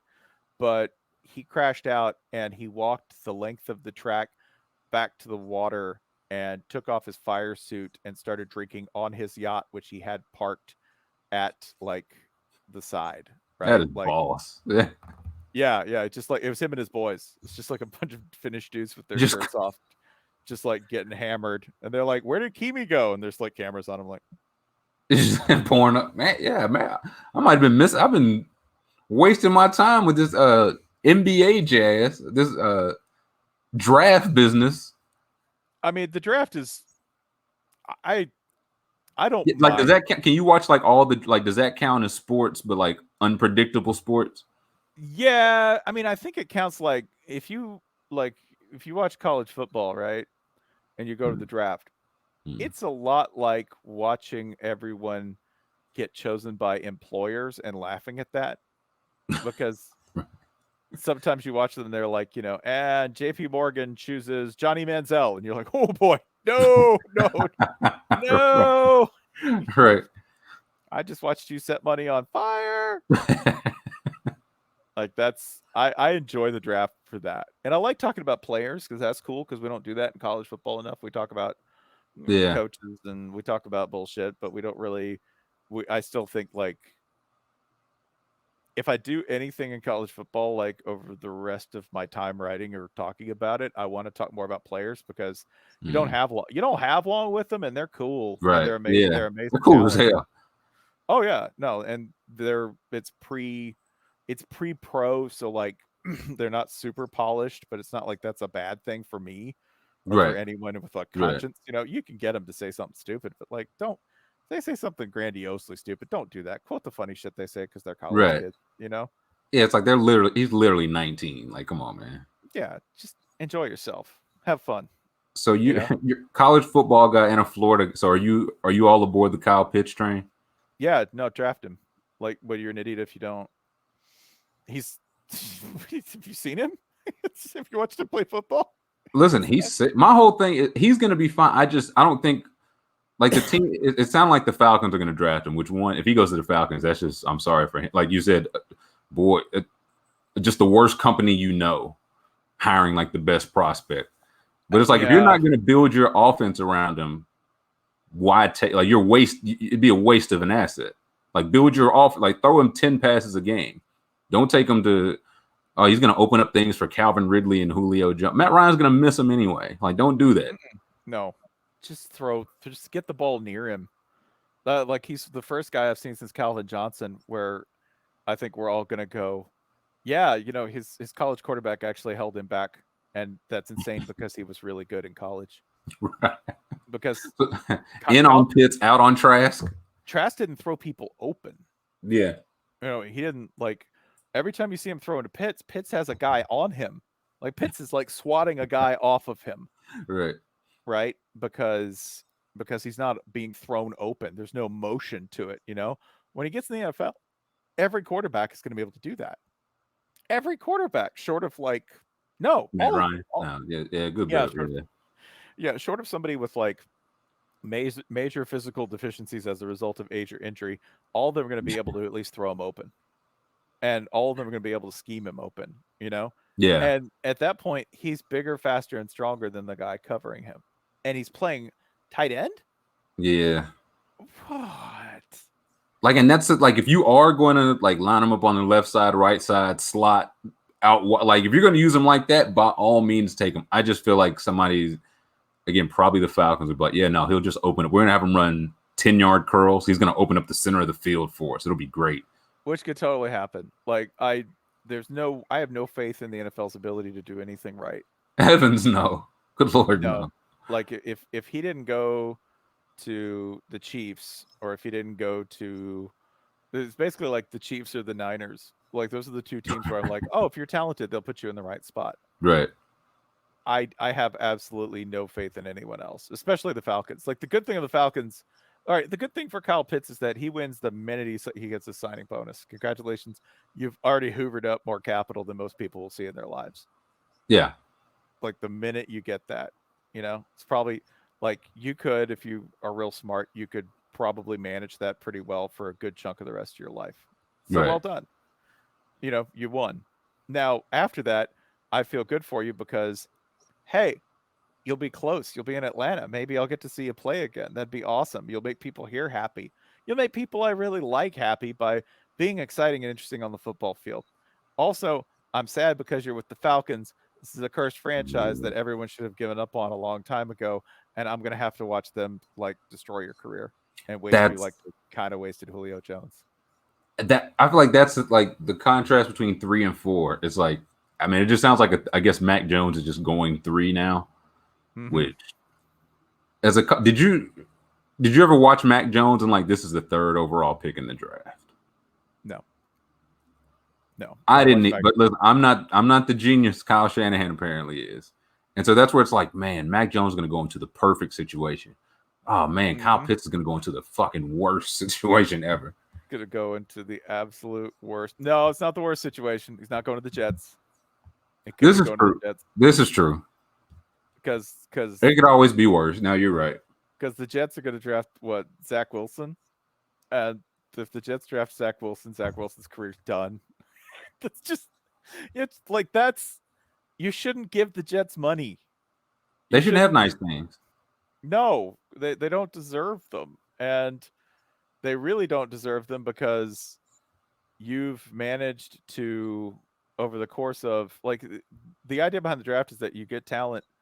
And you get it to teams that need talent. Right. What if it, like, what indications has anyone gotten that organization can take talent and do what this model is supposed to do? None. You shouldn't get any. I'm team. I would love to abolish the draft in all sports. I would love nothing more than abolish the draft in all sports. Let them choose. And if it's like, hey man, but what if some places don't get players? Tough. Good. Yeah, no, like what? That's how this works. I mean, they're owned by the Johnson family, and the Johnson family have been wealthy so long that their brains no longer need to be as wrinkled and developed as everyone else's. Like wealth has just made their brains smooth, and they have and the people who get assigned by wealthy families to run NFL franchises, they're never the people that you want. The Texans are run by the dumb one in the family. The Texans are run by the fail son. The Texans are run like, okay, well, we could hand over the petrochemical wing of the business to you, but we'd lose everything. So instead, right, that's our money maker. Like we'll just give you the football team. We'll put you on fries. Like if you fuck up the fries, we can't have you. No, we're like a 5-star, right? We can't have you cooking the steaks and burning the steaks. Yeah, we'll put you on fries. Yeah, pasta station. You pasta station. Dessert. How about dessert? Do you like? There's a timer. There's a timer. When this goes off, you take it out. And he's like, I'm gonna hire the Jesus guy to run my organization.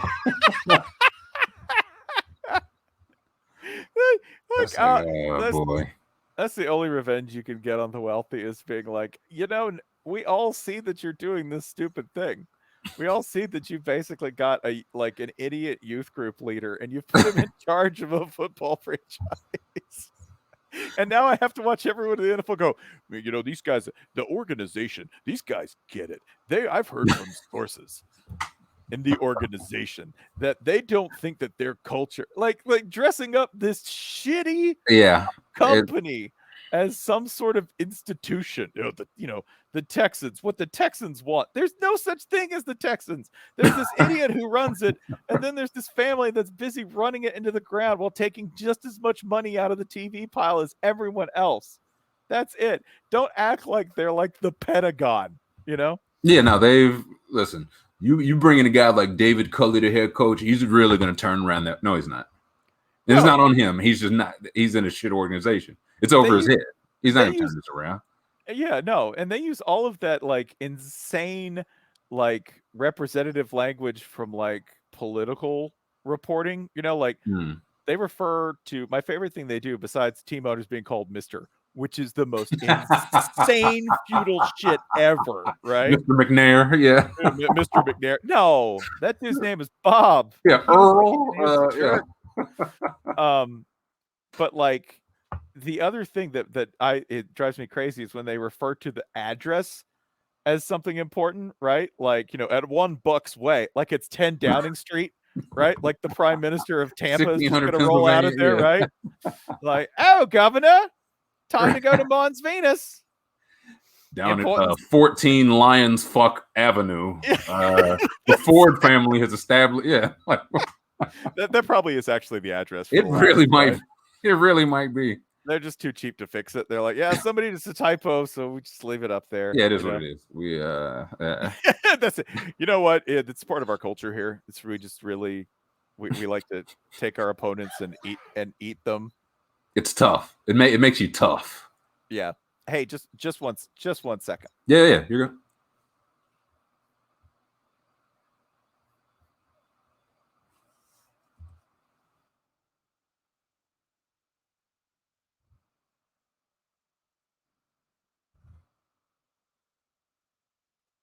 Okay, cool. Thanks.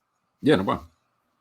Yeah, I like a lot. That's why I'm not like in terms of all the sports that I watch. Like the culture of the NFL is so off-putting as to make watching the games like a problem. And I say that as somebody from a cesspool, right? In college football, from SEC country. Yeah, from SEC country. You just don't want it. Yeah.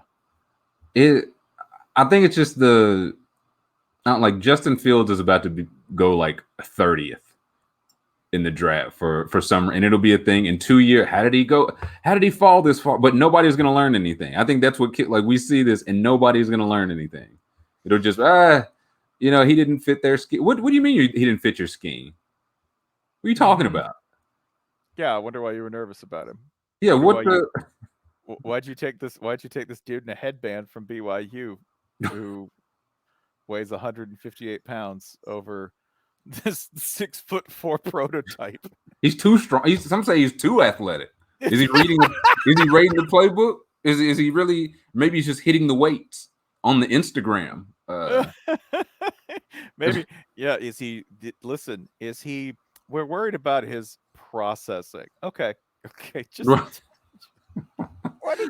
I've both heard that Justin Fields holds the ball too long, and I've also heard that he is too quick to get rid of it to his first read. Is like, which lets me know like nobody knows what the fuck they're talking about. Like, it's not even consistent with the criticism.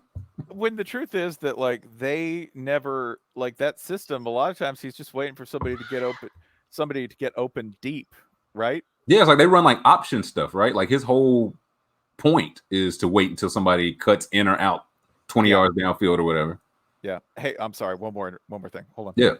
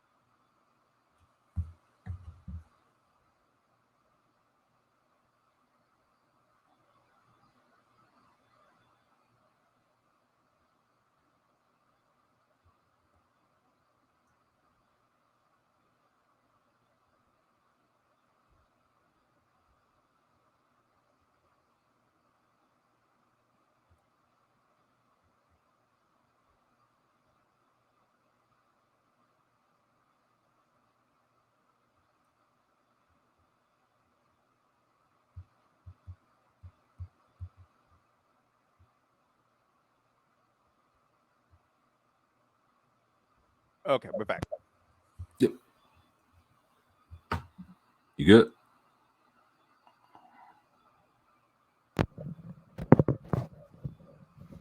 Yeah, I think Fields Fields more than anyone else will feel the wrath of being, I think, indeterminately one, racism, and then two, his data set is just. I have some sympathy for anyone trying to look at him because, yeah, they run a lot of route options. They run a lot of stuff that's like play action where he's waiting for somebody to get deep, and maybe they didn't get deep, maybe they didn't get open, and a lot of times where there's a lot put on the quarterback. Like that's good because it shows that you can handle it, but at the same time, it's bad because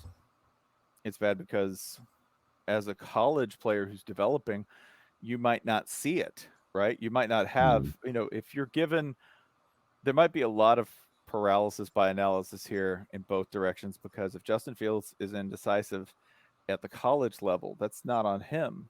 It really isn't. It's on his coaches, maybe putting him in a system where, he's not going to succeed. Do you ever see Mac Jones in that position? Mac Jones and Justin Fields from the Net Cup aren't that different. They really aren't. It's just Mac Jones just gets it. That's what you don't understand, Matt. He just gets it. He wants it a little bit more. Yeah, he just a little bit more than Justin Fields. He's a point guard out there. He's a coach. He's a literal coach on the field. That's at no point did you ever say, man, scared of Mac Jones today. Yeah. Oh my God. Yeah. Forget Smith, Waddle, Harris, the defense, all that. We have got to stop Mac Jones. I mean, like the closest comparison to me, if I was like, in terms of context, is to go, oh, Matt Leinart. That's Matt Leinart, right? Like if you go in terms of production, if you go in terms of everything that like a surrounding cast. Oh yeah, like if a guy who was made to look a lot better, who, I mean, that's the other thing is you go, oh, he's going to be a bust or he sucks. Nobody here sucks. Nobody here, these are all amazing athletes. It's just like maybe you topped out at I was a Heisman level performer in college at the University of Alabama. Right. That's pretty good ceiling. Like think about where your personal ceiling was athletically. Right. And then compare it to Mac Jones and then get back to me, right? Like, or this, maybe Mac Jones could be a 10-year starter in the NFL and not win anything. What if he's Andy Dalton, right? You know what Andy Dalton's done? Andy Dalton's had a career playing professional football. Yeah, a strong one. In bad circumstances, man. In really bad circumstances. Like, he played for the Bengals. That's where he did the best he could, which again, like I think his scene, like, listen, the best I can do is I can get you to the playoffs. That's the best I can do. And it's like, oh man, that guy stinks. It's like, listen, he went to the Bengals, dude. They weren't even winning 6 games. Like, no, they and managed to actually have a winning record with the Bengals. Go look and see who's done that. Go consider a career. Like nobody considers a career in context. Like, Phillip Rivers really had an amazing career. He really did. Yeah, he bombed out the playoffs every time he got there, but Phillip Rivers had an amazing career playing for the Chargers, a team that does not deserve anything good. Right? No. A team that has never deserved anything good. A team that has been consistently disappointing for its entire franchise lifespan. So, and you want to say that like his career was underwhelming? Kiss my ass. Well, no, he didn't win 2 rings like Eli, man. What can or Ben Roethlisberger, the guys in his class? What can you do? It's, what you like? If there is no better illustration of, man, sometimes like motherfuckers just get lucky. You go Eli Manning, right? Eli Manning, twice, man. Twice. Like, look, hey. Flacco got 1. Nick Foles got 1. You can, you know what I'm saying? You can ass backwards into 1. This man got 2 against the greatest. Like that. Yeah, and on the dumbest plays possible. Like just dumb. Like look at some of those deep balls they hit to get that, and with a gassed up defensive line that could not be blocked. Yeah. No, like people never ever consider that stuff, that there's like a world where maybe Andy Dalton's the dude who manages to be like Flacco, right? Like Right. Like where he just catches one. Like, oh, cool. I'm the guy. Who was the guy who was the backup quarterback for the Giants when Phil Simms was out, who managed to get a Super Bowl? He has a mustache. He played for West Hostetler? Virginia. Jeff Hostetler. Yeah. Yeah. Like there's a Hostetler out there. There's a Mark Yeah. Ripken out there, right? Right. And that Nick could have been Foles. Yeah. that could have been you with like a bounce here or there, like there's another world where Philip Rivers has a Super Bowl title and none of us are okay. We're all making fun of him because Philip Rivers is just like He's fun to extremely, make fun of. It is what it is. he's extremely mockable. He's got, Yeah, like it's not a bad thing, but no, we're gonna laugh at him. no, he's got Tom Crean syndrome where you just see that dude and you're like, I don't care how much you win. I'm going to get these jokes off. Yeah, I'm gonna laugh at you in your bolo tie, dummy. And like things that aren't funny become funny. Like Philip Rivers has like 339,000 children. That's funny because he's Philip Rivers, right? Right. It's like anything that happens, like he throws a pass out of bounds. He's probably throwing it to one of his kids, and they just like crack up in the booth. Yeah, or the fact that like he was a constant trash talker who was really bad at it, who would say things like, "Yeah, darn it, Yeah, got we'll you kick your guys. butt. Yeah, Yeah. I'm gonna be waiting for you, fella." That all becomes funny because it's chained to all the other slightly funny Philip Rivers things. He's just like he's naturally mockable. Yeah. Anytime I think of like a quarterback, specifically quarterback in a right situation, it's like, hey man, Blake Bortles made the conference finals and was up at halftime. I think like he was about 30 minutes away from like one snap goes over Brady's head and they don't make that comeback. It's like we're looking at Blake Bortles. Jared Goff played in the Super Bowl. Like, so it's like, can I say Mac Jones is going to be, bad or good? Same as Justin Fields. It's all situation. I just don't like if Mac Jones flames out, it's going to be, oh man. Shanahan was it was clearly nothing they could have done. Not their evaluation, not their coaching, not their scheming. It was definitely the 21-year-old guy. I mean, sometimes they're right. Like sometimes no, for sure. Yeah. Like, and that makes like being 100% an asshole about these things real hard, because what I want to do is say like, oh, we all told you. That'd be great. That feels so good. I'd love that. You can't do it because, like I've gotten so many players wrong who I thought would be super successful. Here you go. Oh man, that guy should have been way better. Who's one you thought would be that didn't pan out? Man, I thought Ryan Leaf was going to be good. I'm not the only one. I thought it was like a real debate, which sounds incredible now, but it's like I remember that's one of my first, I guess, draft debate memories. It was like, oh man, like I knew of Peyton Manning, he played at Tennessee. I didn't know anything about Ryan Leaf, so it's like I think Peyton Manning's better, but hey, I haven't seen this Leaf guy. He might be Peyton Manning. Oh, just listen. He was a late night Pac-12 god, like that dude, Pac-10 god at the time. Yeah, though he was quick, huge, like big old sturdy dude who could take all the punishment you could handle. Like he was, could throw the ball a mile. There was no reason that shouldn't have worked, man. Like it really should have. And then he went to where? The Chargers. That's where I'm like, how good is Philip Rivers? I'm like, look at some of the people that the Chargers completely devoured over the years. Like, look at some of the lives they destroyed. You know who they didn't destroy? That's right. The adamantium man, Philip Rivers. Right? Like Philip Rivers was successful on the Chargers for well over a decade.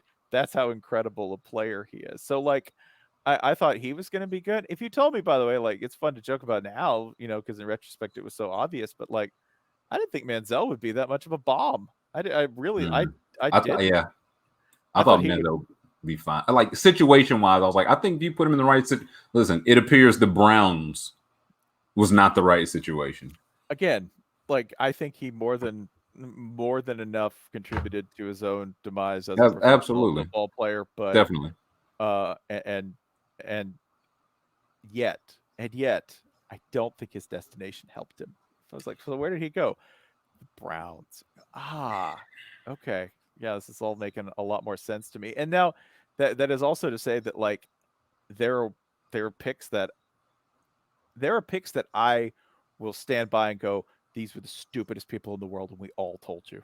Like we all told you, and everyone knew it was a mistake. Okay, who's your guy? Who's one for that? It's like I knew this was not going to work out. Mitch Trubisky. Jesus Christ. Mitch Trubisky. Just nobody in the world had their head on a swivel for Mitch Trubisky. Nobody went into a game and they were like, you know what the name of fear today is, boys? Mitch Trubisky. Like, nope. That was never anybody that you circled. Like nobody ever wrote on the board, like, hey, face some Trubisky, guys. Yeah, get you 12 hours of sleep tonight. Like Trubisky's in town. You need to get your big boy sneakers on because you're gonna be chasing a grown man tomorrow. Like that's all like completely insane to me that they did not. That the Bears, it's the trade up. I was just trade up one spot, one or two spots. Like I think it was 3-2. It was trading up one would be too much, right? But the Bears, and later on, it just got worse because they recorded so much. They recorded so much like audio and video of like, yeah, listen, we got them top, yeah, all our people, everybody in this draft room, pretty much. There's like, yeah, this is the guy, and you can tell riding the Mitch train. Yeah, they're all saying those like extremely dumb guy confidence man words to themselves, right? Like, can't miss. That's the guy. He just gets it. This guy, yeah, no, he's like he's gonna turn around a locker room. We're all in it. We're gonna turn around a locker room. He's inspiring just people around him, he just like you just feed off of that Trubisky energy. Like there are so many warning signs and so many red flags going up when you just look at the vibe in the room. You're like, oh no. Yeah. That was one of I didn't watch Trubisky in college. I was like, but you mean to tell me Mitsubishi is going over Deshaun Watson? Like this is what you're telling me. Like as a prospect, and I'm like, well, he throws too many picks. I was like, okay, what's his weaknesses? Because I didn't hear any of his weaknesses. I just heard that he's the guy and he's mobile and he gets it and he looks the part and like all this. What's his weakness? I ain't heard no weakness. Like Trevor Lawrence, Wilson, great prospects, but I've heard a single I don't know their strengths, weaknesses, not because it's decided already. And then where's he going? Again, this is like, how did things fall apart? Okay, things fall apart when you've made the bad pick, and the bad pick goes to a bad organization for that player. Right. Where are you going to go? Where are you going to go as a quarterback? I'm going to the Bears. All right, it's done. It's done. Right. It's like Sam Darnold. Like Sam Darnold was a big but really flawed. Like I think everybody who watched Sam Darnold play would agree. They'd just be like, yeah, this dude's like real raw. There's something there, but yeah. Oh no, like he would always the Darnold thing was this. They would look like crap for a half, and then they would throw the playbook out and just kind of start working with whatever they thought was going that day. And he was brilliant at that. Yeah. And that's every time, by the way, like he's shown anything in the pros, with like pros controlled, super scripted, not a lot of options in terms of like, flexibility in your offense, right? Like it's all very controlled. That was never going to work for him, particularly when like the guy in charge of you is who? Adam Gase? Oh, you're done. Oh, brother. Take your signing bonus and reboot because, you're going to have to do that in 4 years anyway. Yeah. It's like, I'm not even certain. Like if he turns out to be decent in Carolina, I wouldn't be surprised. Like I think Gase is that bad. So if they're just like, hey, like we're going to do the things that you like to do. Like I'll never forget the year that the Eagles won with Nick Foles. I remember they said that either the quarterback's coach or offensive coordinator went to Nick Foles and was like, tell me the plays that you really like to run.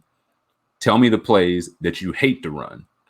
It's like, I can't promise you we'll run something every time that you like, but I can promise you we won't run anything that you hate. They won a Super Bowl. Like that, it feels like it could be that simple. They're like, no. All that stuff he didn't do in college, we're going to make him do it now. That's the goal here.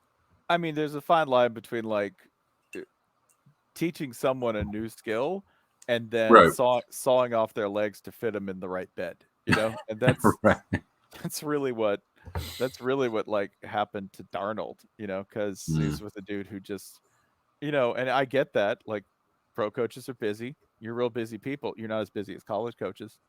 You can't be. Like, you can't be. because you don't have to convince the players to come to the locker room. You have a paycheck for that. Right. Yeah, you're not out buying the groceries too, and cooking the meal. Yeah. Before we let you go, we gotta do the close personal friend initiation test. Just a couple questions we ask everybody. So, question number 1: what is your greatest personal sports moment? Can be something like you saw your team winning a big game. Can be you hitting the game-winning shot. What is your greatest personal sports moment? Oh man, I think this is like kind of heretical because it's not football or it's not Florida, right? Mm. But the greatest sports moment I've ever had was watching watching the United States beat Algeria. Well, that was in the World Cup. That was Okay. which is like that was the Landon Donovan miracle goal. Okay. Right? Okay. Yeah. That was because I'm a big like international soccer fan, and being a United States fan is so thankless, and it's so thankless, and like your fellow fans are like deeply problematic. Yeah. And that fucking sucks, because you want to be like this version of an American soccer fan, and they want to, you're like, hey, a healthy dash of, nationalism, and they're like fascism. And you're like, no, not quite. Well, it's not what I said. That is not what I said. No, I would like to be this American. Like, let's be just a smidge, yeah. Yeah, I was like, I would like to be the humorous Rowdy Roddy Piper version of American. That would be really good. Not whatever not the scary shit you're doing, right? No, you've gone too far, my friend. Yeah. Yeah, but it was that. It was Landon Donovan hitting that goal and being in like a bar full of people doing that. I don't think I've ever seen like I like leapt up onto a bar, like I've never like that kind of behavior where people are like, yeah, I went nuts and I, like stole a stop sign, or I punched a cop and the cop loved it. Like I've never done that. I kicked the police horse. Yeah. Yeah, like I would have done that day. Like I totally get that. Okay. All right. Second question: what is your biggest sports heartbreak?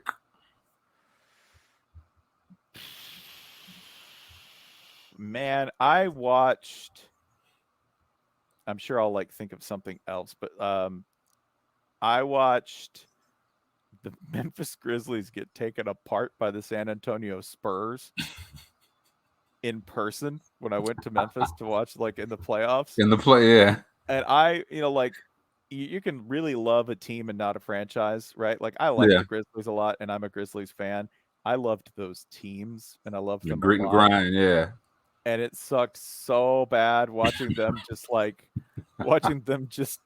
take a scalpel to the Grizzlies. It's like, oh, he's Danny Green, guard him. Like, yeah, you're just like, go. All you wanted them to do was just like go kick their ass, like literally just go do Please, that. Tony, Zach, anybody.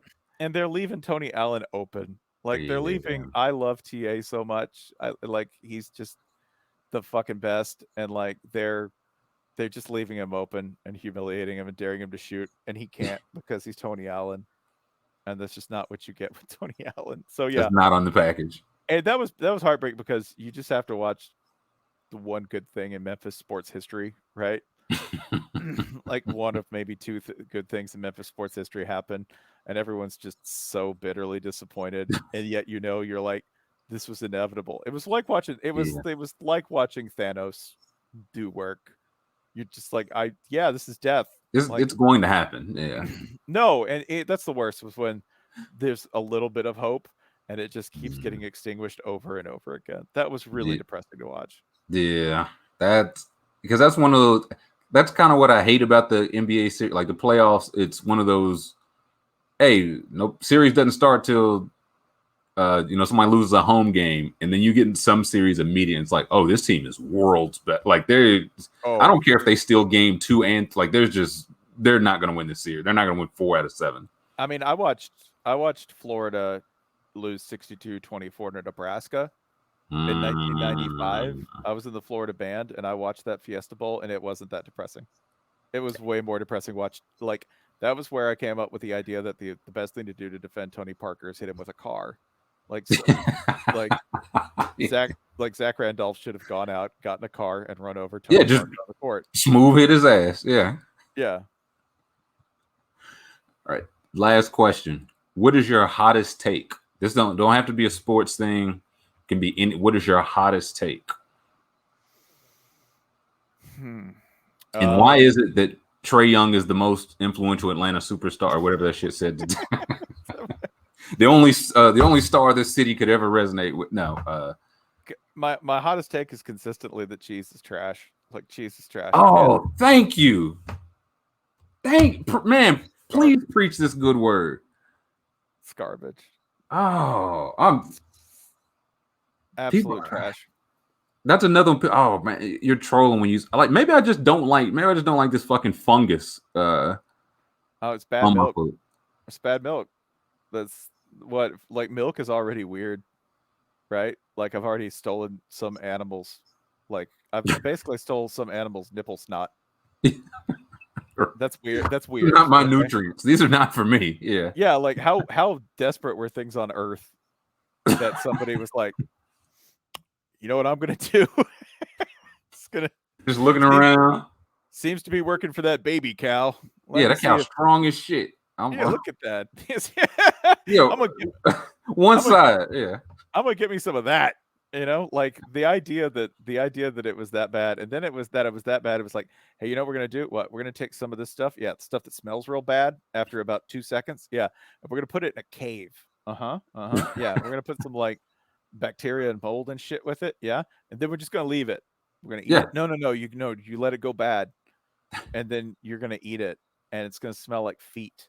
It smells like feet. Yeah, even people who like it admit it. It smells like feet. But listen, people are gonna love it. They'll pay lots of money for it. And you know what sucks about being American is that, like, you can't. There's like a real disability in terms of people being able to understand that you don't want it on something. Yeah, I can tell you how many is like, can I just have a hamburger? You mean a cheeseburger? No.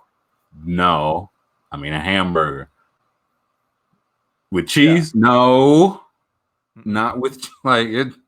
They're just gonna put it on there though. Like it's 100%. No cheese means extra cheese. No cheese means double cheese. Yeah, like I've got to get converted, right? Like, oh no, you just haven't had the right cheese. Oh, so which one should I try? Well, this one's aged in a monastery's catacombs. Oh, with corpses, sure, yeah. Right. And it costs $38. You eat it with crackers, yeah. It's great. I would love that. That would be wonderful. So yeah, I don't like cheese, and when somebody's like, "Are you lactose intolerant?" No, I just hate that shit. Like, I just hate that shit. I hate. Listen, I'll fuck a wheelbarrow of ice cream up, but do not give me a slice of cheese. Like, I'm all set. No, it's foul. It's foul, and I don't know what y'all are doing. And when you try to explain it to me, it only makes me angrier. Like, just let me be. You get more cheese because I don't like it. Right? Yeah. This is not a zero-sum game, right? Like, yeah, eat more cheese. I won't. Like, why does this bother you? People get really, really bothered about that. So I'm thrilled to hear you're on the right side of history here. Excellent. I'm pleased. There are dozens of us. Dozens. Yeah, we're No Cheese Island is a few bunch, but we're strong. We're strong. we're not quite as strong as somebody who's been drinking milk from birth, like the cow, but we're still strong. Right. We're moderately strong. We're relatively strong. A little more brittle. Just a little more brittle. Spencer Hall, appreciate you, man. We got to do this again. I didn't even get to talk about the Vince McMahon thread of just horrible stories, but I know that's I feel like that'll be there'll be a new thread of Vince McMahon terrible stories then. We'll do that. We'll do that next time. We just have to cover the one where Vince McMahon won't shaves his beard because he can't let the beard win. I think my favorite one was Vince hates sneezes.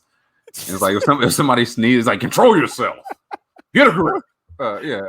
Like, or the WrestleMania in 2003 where, like, or the Raw, I think it was WrestleMania 2003 where, like, the least weird thing that he scripted and made happen was Hulk Hogan signing a contract in his own blood. That was like that was the least weird thing. There's like a long list of things. They're like, oh, and Hogan had to sign a contract in his own blood. Yeah, sure, perfectly normal behavior. These are your employees. This is a workplace. He's like, sign it in your own blood. Listen, my daughter did it, my wife did it, my son did it. You'll do it. Like, oh man, yeah. Now that's for next time, Spencer. Man, appreciate you. All right, yeah, no, thanks. This was fun. Definitely. Later.